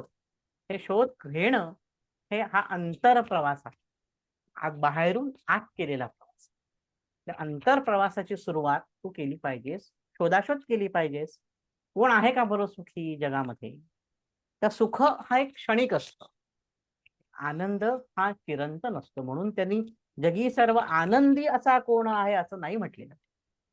त्यांनी म्हटलंय जगी सर्व सुखी, कारण हे समर्थ आहेत, तो प्रत्येक शब्द मोजून मापून तोलूनच वापरलेला आहे त्याने. म्हणजे समजा मी आज उद्या टी शर्ट घ्यायला गेलो, 10-12 असे त्यांनी टी शर्ट सगळे काढून दाखव, त्यातले 2 मला आवडले, ते मी घेतले, घरी आलो, कपाटात ठेवले, मला छान वाटतात, तरी बायकोला म्हटलं तो जो ब्राऊन कलरचा टी शर्ट त्याने दाखवला होता ना, तो जास्ती छान होता, तो गेला होता नाही का, तो घेतला असता तर बरं झालं असतं असं आता वाटायला लागलं मला. झालं, इथे संपलं तुमचं. म्हणजे तुम्ही जे 2 महागडे टी शर्ट घरी घेऊन आला आहात, ते जे तुमचं सुख आहे ते तुमचं मन ते तुम्हाला सुख उपभोगू देत नाही. तुमचं मन पुन्हा दुकानात त्या 4 नंबरच्या रॅकमध्ये तिथे ठेवलेला ब्राऊन कलरचा टी शर्ट तुमचं मन गेलं तिथे पुन्हा. मग कशासाठी हे? तुम्हाला जर एवढे सुंदर तुम्ही तुमच्या आवडीनेच टी शर्ट घेतलेले आहेत, ते ठेवलेले आहेत घरामध्ये, मग आता त्याचा आनंद नाही तुम्हाला, त्याचं सुख तुम्हाला नाही, कारण तुमचं मन पुन्हा त्या दुकानातच धावलेलं आहे. मग उपयोग काय? म्हणूनच पहा, आत पहा आणि बघा की जगी सर्व सुखी असा कोण आहे, विचारे मना तूची शोधून पहा. आणि मग हे सुख कधी मिळेल तुम्हाला? सुख मिळेल असं म्हणतायत समर्थ मगापासून आपण ऐकतोय, पण मग हे सुख मिळणार कधी तुम्हाला? तर त्याच्यासाठी काय करायचं? तर ते सुख मिळण्यासाठी सदा सर्वदा प्रीती रामी धरावी, दुखाची स्वये सांडी जीवी करावी. हे सुख कधी मिळेल? तर जर तुम्ही रामावर प्रीती धरली तर. आता इथे पण विवेचन आहे थोडस. इथे राम म्हणजे काय? त्यांनी म्हटलं सदा सर्वदा प्रीती रामी धरावी, दुखाची स्वये चांडी जीवी करावी. आपण बघू पूर्ण श्लोकाचा अर्थ. छान आहे खूप. पहिले सदा सर्वदा म्हणजे नेहमी, प्रीती म्हणजे प्रेम म्हणजे भक्ती, रामी धरावी. आता राम म्हणजे काय? राकारोच्चार मात्रेण मुखात निर्याती पातकम. रा असं म्हटल्यानंतर आपल्या तोंडातली पाप सगळी बाहेर पडली. राकारोच्चार मात्रेण मुखात निर्याती पातकम. पण मग ती पुन्हा फिरली तर तोंडामध्ये, हा प्रश्न आहे. म्हणून पुनः प्रवेश संदेहे मकारस्त कपाटवत, म्हणून म असं म्हणून ते कपाट बंद करून घ्यायचं. राम राकारोच्चार मात्रेण मुखात निर्याती पातकम पुनः प्रवेश संदेहे. संदेह निर्माण होतो, पुन्हा पापा आली तर आतमध्ये त्यात तोंडावाटे. पुनः प्रवेश संदेहे मकारस्तत कपाटवत. कपाट म्हणजे ते बंद करायचं, आपण कपाट बंद करतो म्हणून तो राम. पण इथे त्यांनी राम म्हटलंय कारण त्यांचा आराध्य दैवत राम. पण एखादा म्हणे नाही म्हणे मला राम वगैरे काही नाही, मग आमचा दत्तगुरु आहे, आमचे शिवशंकर आहेत, काय कुठले आपले आराध्य गणपती आहे, मग तो राम आहे का? आहे, कारण रम धातू आहे, जो रमवतो तो राम. तुमचा आराध्य जे आराध्य रम धातोय, रमय, तो तुम्हाला रमवतो तो तुमचा राम. म्हणजे टेंबे स्वामींचा राम कोण? तर श्री दत्तगुरु. बीरेचा राम कोण? मेरे तो गिरीधर गोपाल दुसरा न कोई, असं म्हटलेलं आहे मीराबाई. माझा एकच राम कोण? गिरीधर गोपाल. मीरा के प्रभू गिरीधर नागर, आपण ऐकतो मीराबाईंच्या रेखा. म्हणजे तो त्यांचा राम झाला. मग प्रत्येकाने प्रत्येकाचा राम शोधा. इथे आपला राम कोण हे प्रत्येकाने शोधायचं आहे. आणि त्याच्यामध्ये जर तुम्ही रममाण झाला तर मग तुम्हाला सुख मिळेल, आनंद मिळेल. आणि मग जगी सर्व सुखी असा कोण आहे असा प्रश्न तुम्हाला उत्पन्न होणार नाही, हे जर तुम्ही विचारलं तर. हे महत्वाचं आहे की सदा सर्वदा प्रीती रामी धरावी. जो आपल्याला रमवतो त्याच्यामध्ये आपलं मन गुंतवून ठेवलं पाहिजे. पण रमवणारा सुद्धा असाच श्रेष्ठ पाहिजे की ज्याच्यामध्ये मन गुंतल्यावर आपल्या मनाला शांती लाभेल. नाहीतर आपण आपल्या प्रिय पत्नीमध्ये, आपण आपल्या प्रिय पतीमध्ये जर मन गुंतवून ठेवलं तर ते आपल्याला मानसिक शांती कधीही प्रदान करू शकणार नाही. कुठलाही मनुष्य हा तुम्हाला मानसिक शांती प्रदान करू शकत नाही एका सद्गुरूंशिवाय. आणि पुढे म्हटलंय दुःखाची स्वये सांडी जीवी करावी. आणि म्हणताय तुम्ही दुःख सांडून द्या. जरा ना काहीतरी डिस्टर्बन्स येतोय लीनाताई तुम्ही, कारण महत्वाचा एक पॉइंट सांगणार आहे मी. हे काय वृंदा देसाईंची स्क्रीन दिसते आणि कोणीतरी बोलतंय, तर जरा तुम्ही ते म्यूट करा पुन्हा एकदा. म्यूट करते एकदा परत. हा, एक मिनिट.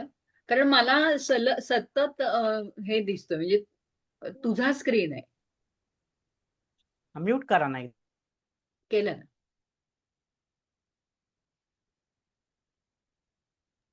हा ठीक आहे. पुढे म्हणता येते की दुःखाची स्वये सांडी जीवी करा. आता ह्याच्यामध्ये जरा पॉज घ्यायला पाहिजे आपल्याला बरं का. समर्थ म्हणतायत काय, आता नीट ऐका. दुःखाची स्वये सांडी जीवी करावी. सांडणं हम्म. आणि सोडणं हम्म. याच्यामध्ये काय फरक आहे मुख्य? दुःखाची स्वये सोडी जीवी करावी असं नाही म्हटलं तरी सांडी जीवी करावी. उदाहरण, मी कुत्र्याचा लगाम, कुत्रा आहे माझ्या हातामध्ये. बंगल्यांमध्ये असतात कुत्रे. मग त्याचा लगाम किंवा त्याचा पट्टा काय म्हणून आपल्या हातामध्ये आहे, तो मी सोडला, ते कुत्रं उधळलं. तुम्ही पुन्हा धावत धावत जाऊन पकडू शकतो, सोडलेलं मी पकडलं. तसंच सांडलं, माझ्या हातात चहाचा कप आहे, चहाचा कपाचा धक्का लागला आणि तो चहा जमिनीवर सांडला, तर तो मी पुन्हा नाही घेऊ शकत. सोडणं आणि सांडणं याच्यामध्ये फरक आहे. एखादा माणूस मी ना सध्या चहा सोडलाय बरं का, मला डॉक्टरांनी सांगितलंय खूप ऍसिडिटी होते, मी सध्या चहा सोडलाय, पण ऍसिडिटी कमी झालं तुम्ही पुन्हा चहा प्यायला सुरुवात करणार. म्हणजे सोडलेला तुम्ही पुन्हा घेतलं, पण सांडलेलं तुम्ही पुन्हा घेऊ शकत नाही. हा बारकावा आहे त्याच्या. म्हणून ते म्हणतात तुम्ही दुःख सांडून टाका. दुःखाची स्वये सांडी जीवी करा, हे पुन्हा ते तुमच्या जवळ येणार नाही. म्हणून माऊली सुद्धा म्हणतात सांडी तू अवगुण रे भ्रमरा, ऋणू जुणू ऋणू ऋणू रे भ्रमरा. किती सुंदर लिहिलंय माऊलींनी. याच्यावर सुद्धा खरं खूप बोलावंसं वाटतं. इतक्या सुंदर विराण्या, इतकी सुंदर पद त्यांनी लिहिलेली आहे की ते भ्रमराला म्हणजे पुन्हा आपलं मन, कारण ते भ्रमरासारखं इकडे तिकडे धावत असतं, ते मनालाच उद्देश करून सांगतायत की तू अवगुण सांडून टाक, म्हणजे ते पुन्हा तुझ्याजवळ येणार नाही. सांडलेलं तुला गोळा करता येणार नाही, आणि आलं तर ते खाणं योग्य नसतं. तुम्ही म्हणाल की हो खाली पडलेला जमिनीवरचा चहा तो आम्ही फडक्याने पुसून घेतला किंवा हाताच्या बोटाने टिपून घेतला, पण तो पिऊ शकाल का तुम्ही? नाही, तो फुकट गेला. एखादी गोष्ट सांडल्यानंतर, पाणी सांडलं, दूध सांडल्यानंतर आपण ते फडकं काय पिळून पुन्हा दुधाच्या पातेल्यात टाकत नाही, आपण ते दूध आणि फडकं स्वच्छ धुवून टाकतो, आणि दूध उतू गेल्यावर आपण कृष्णार्पण वस्तू म्हणतो, कारण ते उतू गेलेलं असतं. म्हणजे जाऊ दे, कृष्णाला गेलं तर कुठे बिघडलं. अशी माणसाच्या मनाची ही जी अवस्था आहे, ते बरोबर अचूक रामदास स्वामी पकडतायत की स्वये सांडी जीवी करावी. पुढे म्हणतात मना बोलणे नीच सोचित जावे, सवे सर्वदा नम्र वाचे वदावे. हे तर आधी खूपच दुर्मिळ झालेलं आहे. सवे सर्वदा नम्र वाचे वदावे हे अगदी अशक्य आहे आताच्या जगामध्ये. असा कोण नम्रता असलेला माणूस आपल्याला सापडणार, हा फार मोठा प्रश्नच आहे.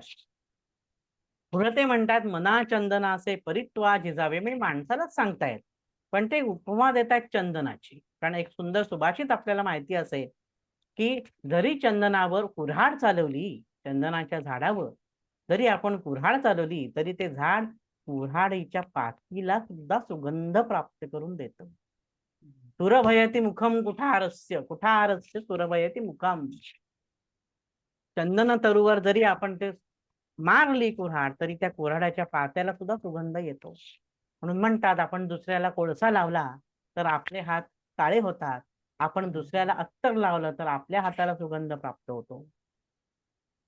तर मना चंदनाचे परित्वा झिजावे. तू झिजला पाहिजेस, तुझं मन चंदनासारखं झिजलं पाहिजे. मी नुसतं झिजून उपयोग नाही, दुसऱ्यांच्या आयुष्यात सुगंध कसा निर्माण करता येईल. जसं या ध्यास अभ्यास गटातर्फे आज इतक्या लोकांसाठी सुगंध निर्माण करण्याचं काम अनेक वर्ष चालू आहे. तुम्ही या ध्यास अभ्यास गटावरचे व्हिडिओ पहा. आधीचे कुठलाही विषय या गटाला वर्ज्य नाहीये. म्हणजे काय की समाज प्रबोधन, समाजाच्या लोकांच्या मानसिकतेची जडणघडण कशी चांगली व्हावी, लोकांना कसे चांगले विचार ऐकायला मिळावे, त्याद्वारे लोकांमध्ये कसं मत परिवर्तन व्हावं, यासाठी लीनाताईची सगळी खटपट आहे. आज इतकी वर्ष ह्या खटपटीत आहेत. जे कोणी नवीन जॉईन झाले असतील आजच्या कार्यक्रमात, त्यांच्यासाठी म्हणून मी सांगतो. अशा अनेक संस्था आहेत. ही एक ध्यास अभ्यास गट, आता आपण अशा अनेक संस्था आहेत की ज्या लोकांच्या जीवनामध्ये आनंद निर्माण करण्याचं काम करतात. काही NGO आहेत, काही शासकीय संस्था असतील, काही प्रायव्हेट संस्था असतील, अनेक आहेत अशा. तर त्यांनी चंदनासारखं झिजावं असं स्वामींचं मत आहे. आणि ते काय म्हणतात, वाद टाळा तुम्ही. कारण वाद टाळला तर काय होईल, तर दासगणू महाराज म्हणतात वादे चित्त जळे, समत्व वितळे, संतोष सारा पळे, दीर्घ स्नेह गळे, अहंकृती बळे पुण्यदिती ही टळे शांती शांती चळे सुबुद्धी ही मळे संक्षोभ वादा नळे वादी तो नवळे न वाद निवळे होती खुळे आंधळे. फार सुंदर ळचा अनुप्रास आहे बघा याच्यामध्ये. वादे चित्त जळे. खरं आहे ते, चित्त आपलं जळून जातं. किती वाद घालतात लोक. त्या टीव्हीवर वाद घालायला लोक पैसे बोलवून आणतात आणि काही लोक ते बघत असतात वेगवेगळ्या चॅनल्सवरच्या रात्री 9-9:30ला वादाच्या चर्चा. वेगवेगळ्या पक्षांची 4 डोकी बसवलेली असतात. कशासाठी वाद घालायचा आणि काय मिळवणार आहे त्यातून? त्यांना तिथे पैसे मिळालेले असतात ते वाद घालायचे आणि ते सगळं बघून आपण कशाला आणखीन आपलं काहीतरी वाढवून घ्यायचं ब्लड प्रेशर. वाद घालू दे त्यांना तिथे, आपल्याला काय त्याच्याशी संबंध आहे.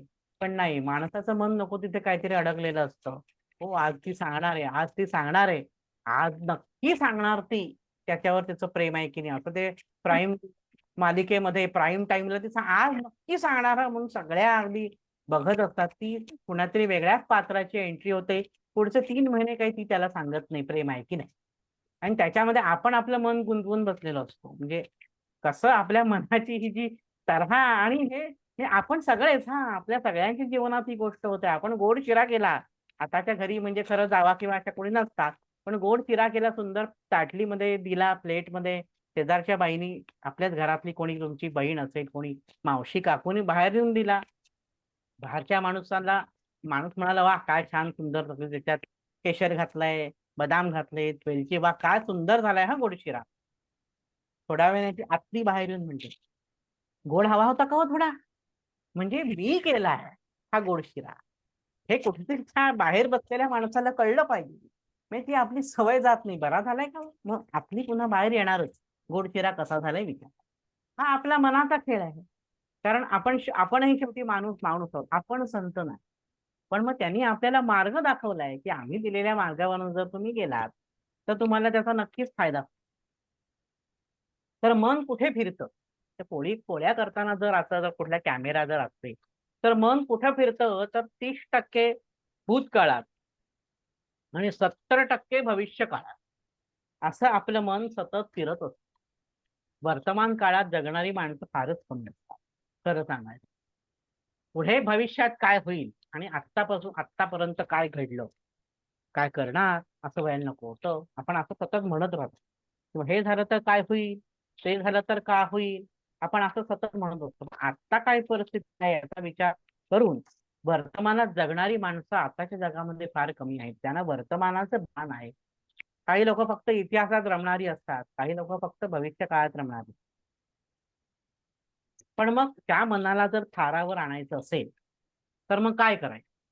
तर रामदास स्वामी आपल्याला उपाय सांगतायत. ते म्हणतायत, मना सज्जना राघवी वस्ती कीजे. पुन्हा आता इथे मूळ शब्द आलेला आहे मना सज्जना, ज्याच्यापासून आपण आपल्या वाक्याची सुरुवात केली. मना सज्जना राघवी वस्ती कीजे म्हणजे काय? की तू राघवी वस्ती कीजे म्हणजे जो राघव आहे त्या राघवाजवळ तू गेला तरच तुला ही शांतता लाभेल, नाहीतर तुला ही शांतता लाभणार नाही. मग राघवा जवळ जायचं म्हणजे काय करायचं? नुसतं रोज रामाच्या देवळात जाऊन रामाचं दर्शन घ्यायचं म्हणजे राघवी वस्ती नव्हे. मगाशी म्हटल्याप्रमाणे तुमचं मन चांगल्या गोष्टींमध्ये गुंतवणं, चांगली विचार ऐकणं, चांगली व्याख्यानं ऐकणं. तुम्हाला गाणं आवडत असेल तर तुम्ही चांगलं गाणं ऐकणं.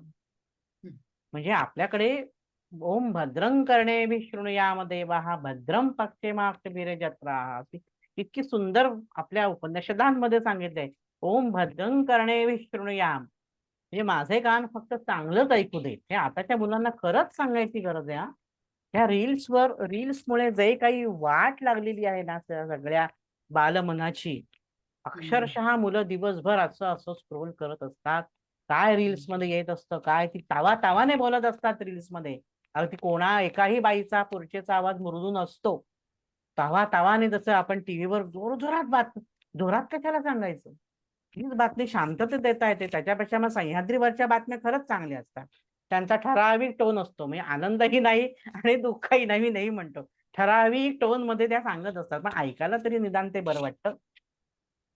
तर एवढा मोठा आवाज आणि एवढं ते तुमचं मन चंचल चंचल चंचल चंचल, जरा मनाला स्थिरता नाही.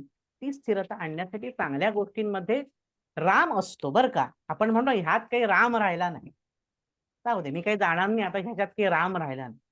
मग राम कशात राहिलाय? चांगल्या गोष्टींमध्ये जर राम राहिलाय तर त्या चांगल्या गोष्टींमध्ये तुम्ही तुमचं मन गुंतवणं आवश्यक आहे. म्हणजेच राघवी वस्ती कीजे. नाहीतर आपल्याला वाटतं की हे काय मूर्तीपूजक आहेत, त्यांनी सांगितलंय रोज रामाला अभिषेक करा, रोज श्रीराम जय राम जय राम म्हणा, किंवा काही रामाला 4 फुलांचे हार वाहा. हे केलं तर चांगलंच आहे, पण मूळ त्याच्या मागचा अर्थ काय, त्याच्या मागचा गाभा काय?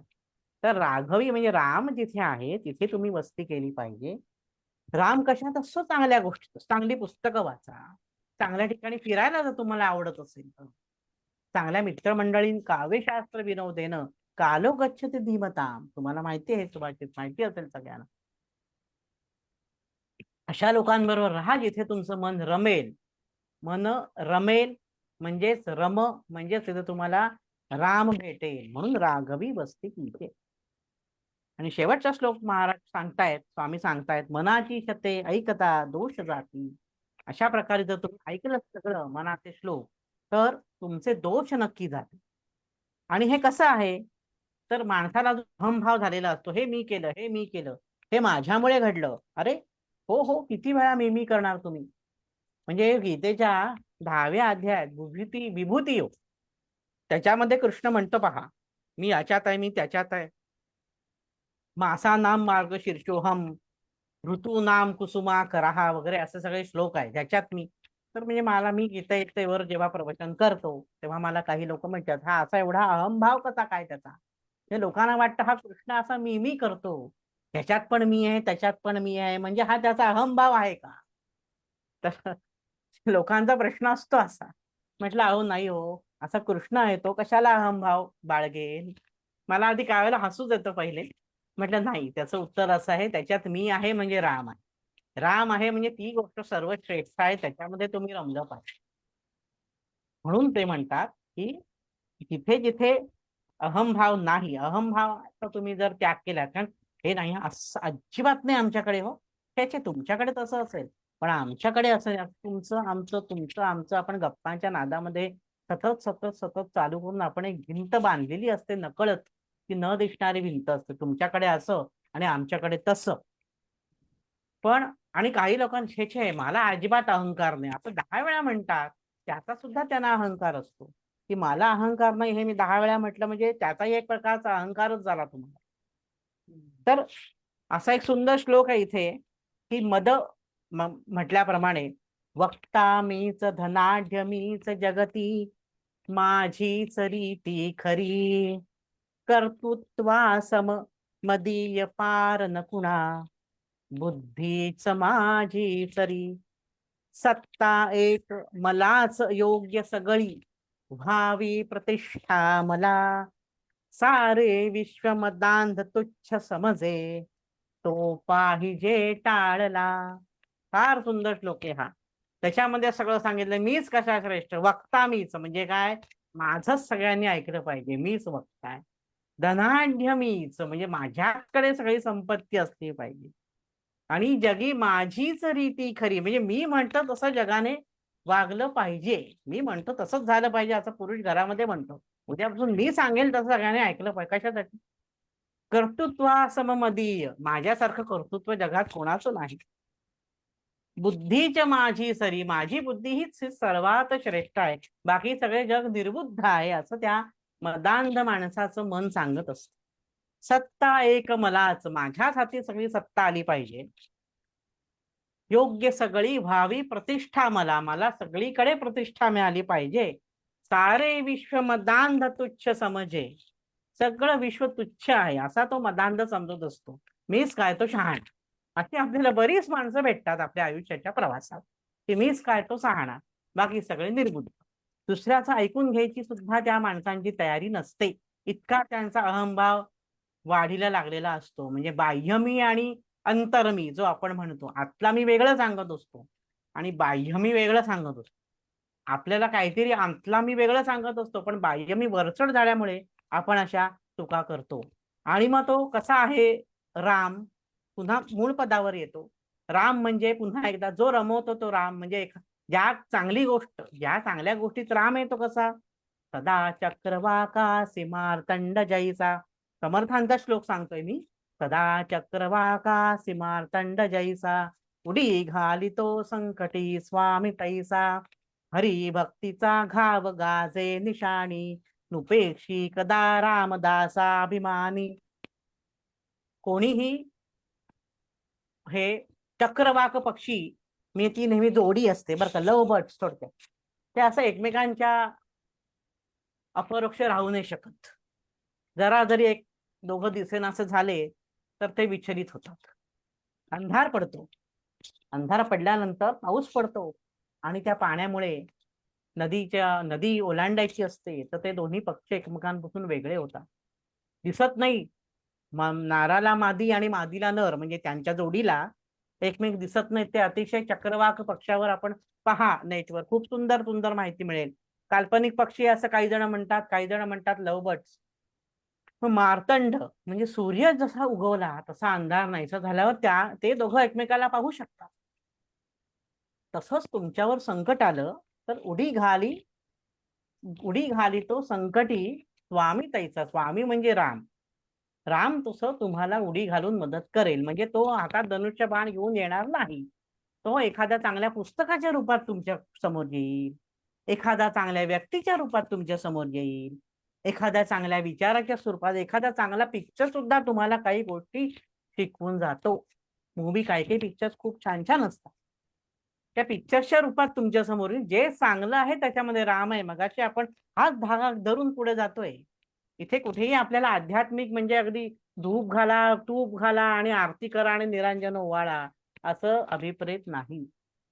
जे जे चांगलं आहे, जे जे उत्तम उदात्त उन्नत जे आहे, महन मंगल जे आहे, त्याच्यामध्ये राम आहे. आणि तुम्ही त्याची कास धरली तर मग सदा सर्व मीच जगी दूजा नाही असं म्हणायची वेळ येईल. तो पुढे म्हणतात स्वामी, नव्हे कर्म ना धर्म ना योग काही, नवे भोग ना त्याग ना सांग पाही. म्हणे दास विश्वास नामी धरावा, प्रभाते मनी राम चिंतित जावा. किती किती मनाच्या श्लोकांवर किती बोलावं. 2-2, 3-3 दिवस सलग बोलता येतील इतकं काही स्वामींनी लिहून ठेवलेलं आहे. त्यांनी एका ठिकाणी तुम्ही जर नामावर विश्वास ठेवलात, म्हणजे राम नामावर विश्वास ठेवलात, चांगल्या गोष्टींवर विश्वास ठेवलात, तर तुम्हाला कधीही त्रास होणार नाही असं समर्थ सांगतायत. पुढे म्हणतायत, मनाची शते ऐकता दोष जाती. मग ही शते म्हणजे शेवटचा श्लोक आहे हा 205. मनाची शते ऐकता दोष जाती. हे सगळं तुम्ही ऐकलं तुमचे दोष जातील. फलश्रुती सांगितल्याशिवाय, आपल्याला फायदा दिसल्याशिवाय काय आपण तिथे जात नाही कुठल्याची. आमचा फायदा काय, मगाशी म्हटल्याप्रमाणे अगदी पहिले सुरुवातीला श्लोक, आपण आता शेवटाकडे येतोय, शेवटची 5 मिनिटं आहे. अगदी सुरुवातीला म्हटलेला श्लोक, राम राम सब कोई कहे दशरथ कहे न कोय, एक बार दशरथ कहे तो कोटी यज्ञ फल होय. फायदा दिसतोय आपल्याला, कोटी यज्ञाचं फळ मिळणार असेल तर आम्ही दशरथ दशरथ म्हणू. ते म्हणतायत, मनाची शते ऐकता दोष जाती, मती मंदते साधना योग्य होती. सोपे सोपे अर्थ आहे. चढे ज्ञान वैराग्य सामर्थ्य अंगी. वैराग्य ह्याचा अर्थ ब्रह्मचर्य नव्हे. खूप लोकांचा गोंधळ असतो. तो माळ घातली, मी माझ्या गळ्यात सुद्धा माळ आहे, पण मला लग्न झालेलं आहे, मला 2 मुलं आहे, मी ब्रह्मचारी नाही. लोकांच्या अशा बऱ्याच समजुती. मी एवढ्या ठिकाणी व्याख्यान देतो, काय काय प्रश्न लोक मला विचारतात. त्यावेळेला मला हसू पण येतं, काही वेळेला वाईटही वाटतं. वैराग्य म्हणजे आसक्ती रहित जगणं म्हणजे वैराग्य आहे. हो, तो काय वैराग्य म्हणजे भस्म लावलं उटील, भस्म लावलं अंगावर आणि रुंडमाळा घातल्या आणि कुठे रानावनात गेला म्हणजेच काय तो वैरागी होत नाही. तर कुठल्याही गोष्टीत 1 चमचा श्रीखंड खाणं आणि 1 पाव किलो श्रीखंड खाणं, ह्याच्यामध्ये जो वैराग्य असेल तो 1 चमचा श्रीखंड खाऊन थांबेल, आणि जो भोगी असेल तो पाव किलो श्रीखंड एकट्याने फस्त करेल. पण श्रीखंड खाऊच नाहीये असं वैरागीपणाचं लक्षण नाही. तर हे ज्ञान वैराग्य सामर्थ्य अंगी. मला विवेक दे, मला ज्ञान दे, मला वैराग्य दे, असं स्वामी विवेकानंदांनी त्या काली मातेजवळ मागणं मागितलेलं आहे. आपण जर विवेकानंदांची गोष्ट ऐकली असेल, त्यांच्या आई वडिलांनी सांगितलं काहीतरी कमवून ये, तर ते आले रामकृष्ण परमहंसांकडे आणि म्हणाले की माझे आई बाबा म्हणतात तू काहीच कमवत नाही. हो म्हणे, जा तू माझ्या आईकडे, ती काली माता बसली, ती सगळं द्यायला समर्थ आहे तुला, तू जाऊन माग तर खरं.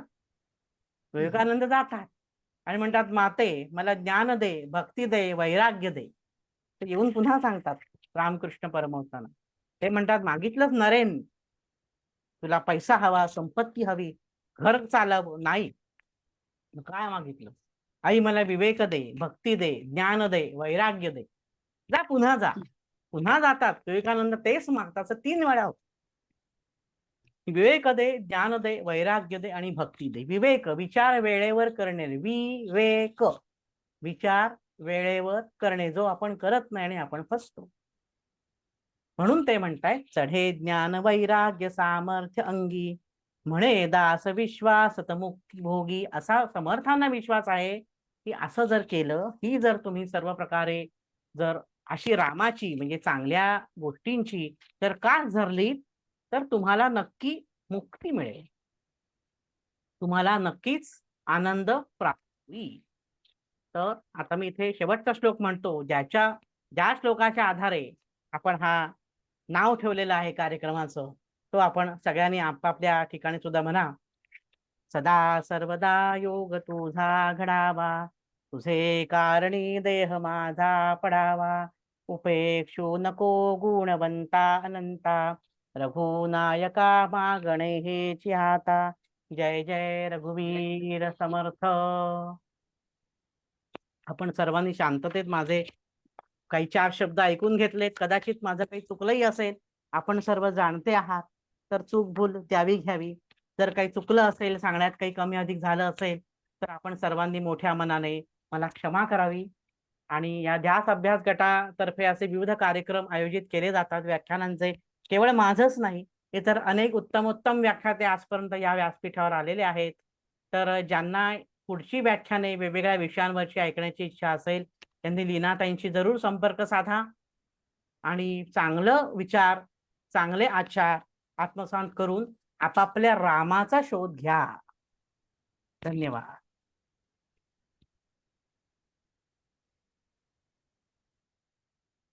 खूप धन्यवाद. इतकं छान बोललास उभवत नेहमीप्रमाणे, आणि आज खूप विस्तृत बोललास आणि मध्ये मध्ये बरेच विषय पण घेतले, त्यामुळे मी एरवी सारख्या नोट्स भरभर काढू शकले नाहीत आणि आज आपल्याला खूप डिस्टर्बन्सेस होते.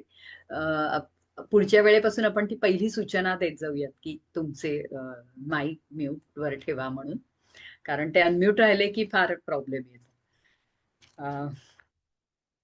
खूप सुरेख बोलाय, त्यातनं काय घ्यावं खरं म्हणजे असं सगळंच घेण्यासारखं आहे त्यातनं.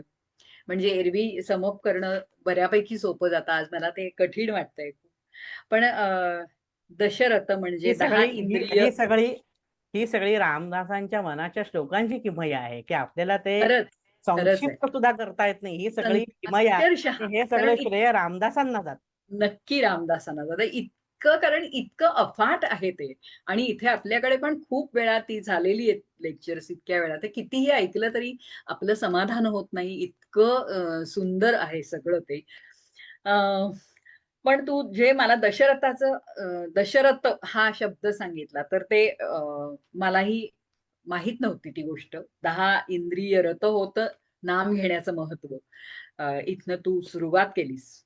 आणि मन थाऱ्यावर असेल तरच अनुसंधान साधलं जातं, हा एक फार महत्वाचा असा मेसेज दिलास. आणि मना सज्जना असं म्हणजे मी प्रत्येक वेळी म्हणते की युक्ती असते रामदासांच्या त्या सगळ्या मध्ये, सडेतोडपणा आहे, अतिशय निर्भीडपणे दणकावून ठणकावून असं अनेक वेळा सांगितलेलंच आहे, पण त्यात सगळ्यामध्ये ती युक्ती असते. तर मला तो जो तू सज्जनाचा अर्थ सांगितलास की अरे बाळा म्हणत डोक्यावर हात फिरवत जो आपण मुलाला साधतो, तसं एक सेकंद मी म्यूट ऑल करते एकदा. बरोबर पडतंय ना हो डब्यात. हा, तसं त्या मनाला अंजारत गोंजारतच ती सुरुवात केलेली आहे मना सज्जना असं. मन अतिशय लोभी असतं आणि ते इंद्रियाला प्रेरणा कसं देतं हे गुलाबजाम आणि कारलं याचं उदाहरण देऊन अतिशय उत्तम सांगितलंस. अडथळणाऱ्या चाचपडणाऱ्या मनाला शिकवण्यासाठी, त्याला मार्ग दाखवण्यासाठी संत वाङ्मय निर्माण झालेलं आहे. खरंच आहे ते. जीवा कर्मयोगे जगी जन्म झाला हे सांगताना मृत्यू ही अनिवार्य गोष्ट आहे हे रामदासांनी किती सडेतोडपणे सांगितलंय. खरं म्हणजे मरे एक त्याचा दुजा श्लोक वाहे शोक वाहे अकस्मात तोची पुढे जात आहे. मरे एक त्याचा दुजा शोक वाहे अकस्मात तोही पुढे जात आहे. म्हणजे हे माहिती आहे आपण we are on the same way. खरं म्हणजे एक गेलेली व्यक्ती आहे आणि आपणही जाणार आहोत हे माहित आहे, माहित असतं. तरीही मन ते वासरू आणि केरसुणीमध्ये अडकतं. म्हणजे जे वासुदेवा आणि केशवामध्ये अडकायला हवं आहे ते त्या वासरू आणि केरसुणीमध्ये कसं अडकतं ते अतिशय उत्तम प्रकारे सांगितलंस. आपला तक्रार करण्याचा म्हणजे छिद्रान्वेषी स्वभाव आपल्याला कसा रसातळाला नेऊ शकतो याची उदाहरणं दिलीस. पापाची वासना मनात निर्माणच होऊ नाही, वाईट विषयही मनाला शिवता कामा नये. एक सेकंद मी 1 मिनिट परत म्यूट करते. ही मुलगी कोणीतरी मध्ये खूप डिस्टर्ब करते.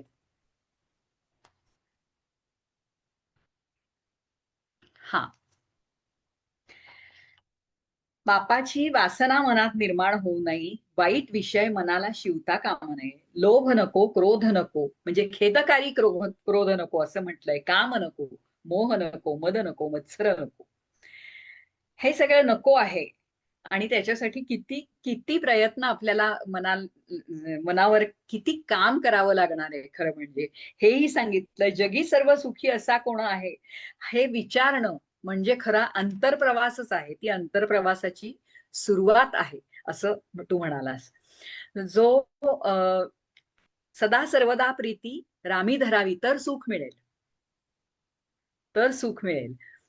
आणि जो रमवतो तो राम, ही इतकी सुरेख कल्पना दिलीस. म्हणजे टेंबे स्वामींचं दत्तगुरु म्हणलास, मीरेचा गिरीधर गोपाल, असे प्रत्येकाचेच आपलं आपलं दैवत असतं. ते तो जो आहे तो प्रत्येकाने आपला राम शोधायचा आणि आनंद मिळवायचा. म्हणजे मग सुखी कोण हा प्रश्न काही उरणार नाही असं सांगितलंस. दुःखाची सांडी जीवी धरावी. बरोबर आहे ना? दुःखाची तो काय आहे श्लोक?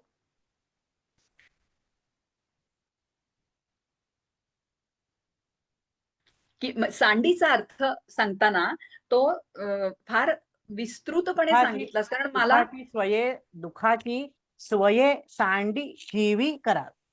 स्वये दुःखाची स्वये सांडी जीवी करावी.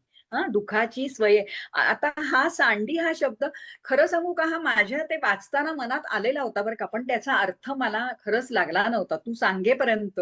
आणि ते सांडी तू अवगुणू रे भ्रमरा पण ते पण उदाहरण छान दिलंस. कारण सांडलेली गोष्ट परत येत नाही. हे सोडलेली गोष्ट तुम्ही परत घेऊ शकता, सांडलेली गोष्ट परत येत. तो सांडी या शब्दाचा अर्थ अतिशय सुरेख सांगितलंच ते. संगतीचा परिणाम सांगताना ची उदाहरणं पण मला अतिशय आवडली. चंदन कापलं की कुऱ्हाड सुद्धा सुगंधी होते. हा एक फार सुरेख त्याच्यातला हे सांगितलंस, ते उदाहरण सांगितलंस. 70% वर्तमान काळात मन फिरत असतं आणि 30% ते भूतकाळात असतं. आणि या मनाला थाऱ्यावर आणण्यासाठी काय करायला हवं आहे तर मना सज्जना राघवी वस्ती कीजे. आता इथे राघवी म्हणजे राम या अर्थाने, आणि राम म्हणजे चांगल्या, म्हणजे एखाद्या गोष्टीत राम आहे असं आपण म्हणतो किंवा ह्याच्यात काही राम राहिला नाही असं म्हणतो. म्हणजे त्याच्यामध्ये घेण्यासारखं, ग्रास्प करण्यासारखं असं काही राहिलं नाहीये. चांगल्या गोष्टीत अजूनही राम राहिलेला आहे म्हणून राघवी वस्ती कीजे असं म्हटलेलं आहे. मनाचे श्लोक ऐकलं तर काय होतं? तुमचा अहंभाव जातो. सेल्फ आणि रिअल सेल्फ मधला फरक तुम्हाला समजतो. तुमच्या जाणीवा समृद्ध होतात. मनाची मशागत होते. ज्यात राम आहे त्या सगळ्या चांगल्या गोष्टींची कास धरली जाते.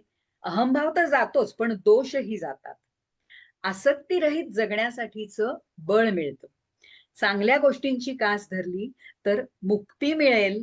भावना आणि वर्तनाचं व्यवस्थापन करत रोजचं जगणंही सुलभ होईल. हे तुम्हाला मनाचे श्लोक सांगतात. अतिशय सुरेख फार सुंदर. सांगितलं. फार सुंदर तुम्ही जे धन्यवाद. समरी दिली. धन्यवाद. मला आज समअप करणं थोडं अवघड होतं. आज माझ्या इथे डिस्टर्बन्सेस तर खूप होते, पण तरी थोडासा प्रयत्न. वैभव, तरी फार खूप सुंदर सांगितलं. धन्यवाद. थँक्यू. खूप खूप धन्यवाद. स्मिता, काही बोलायचं आहे का? मी फक्त लाईव्ह स्ट्रीम ऑफ करते आणि मग आपण चर्चा करूया.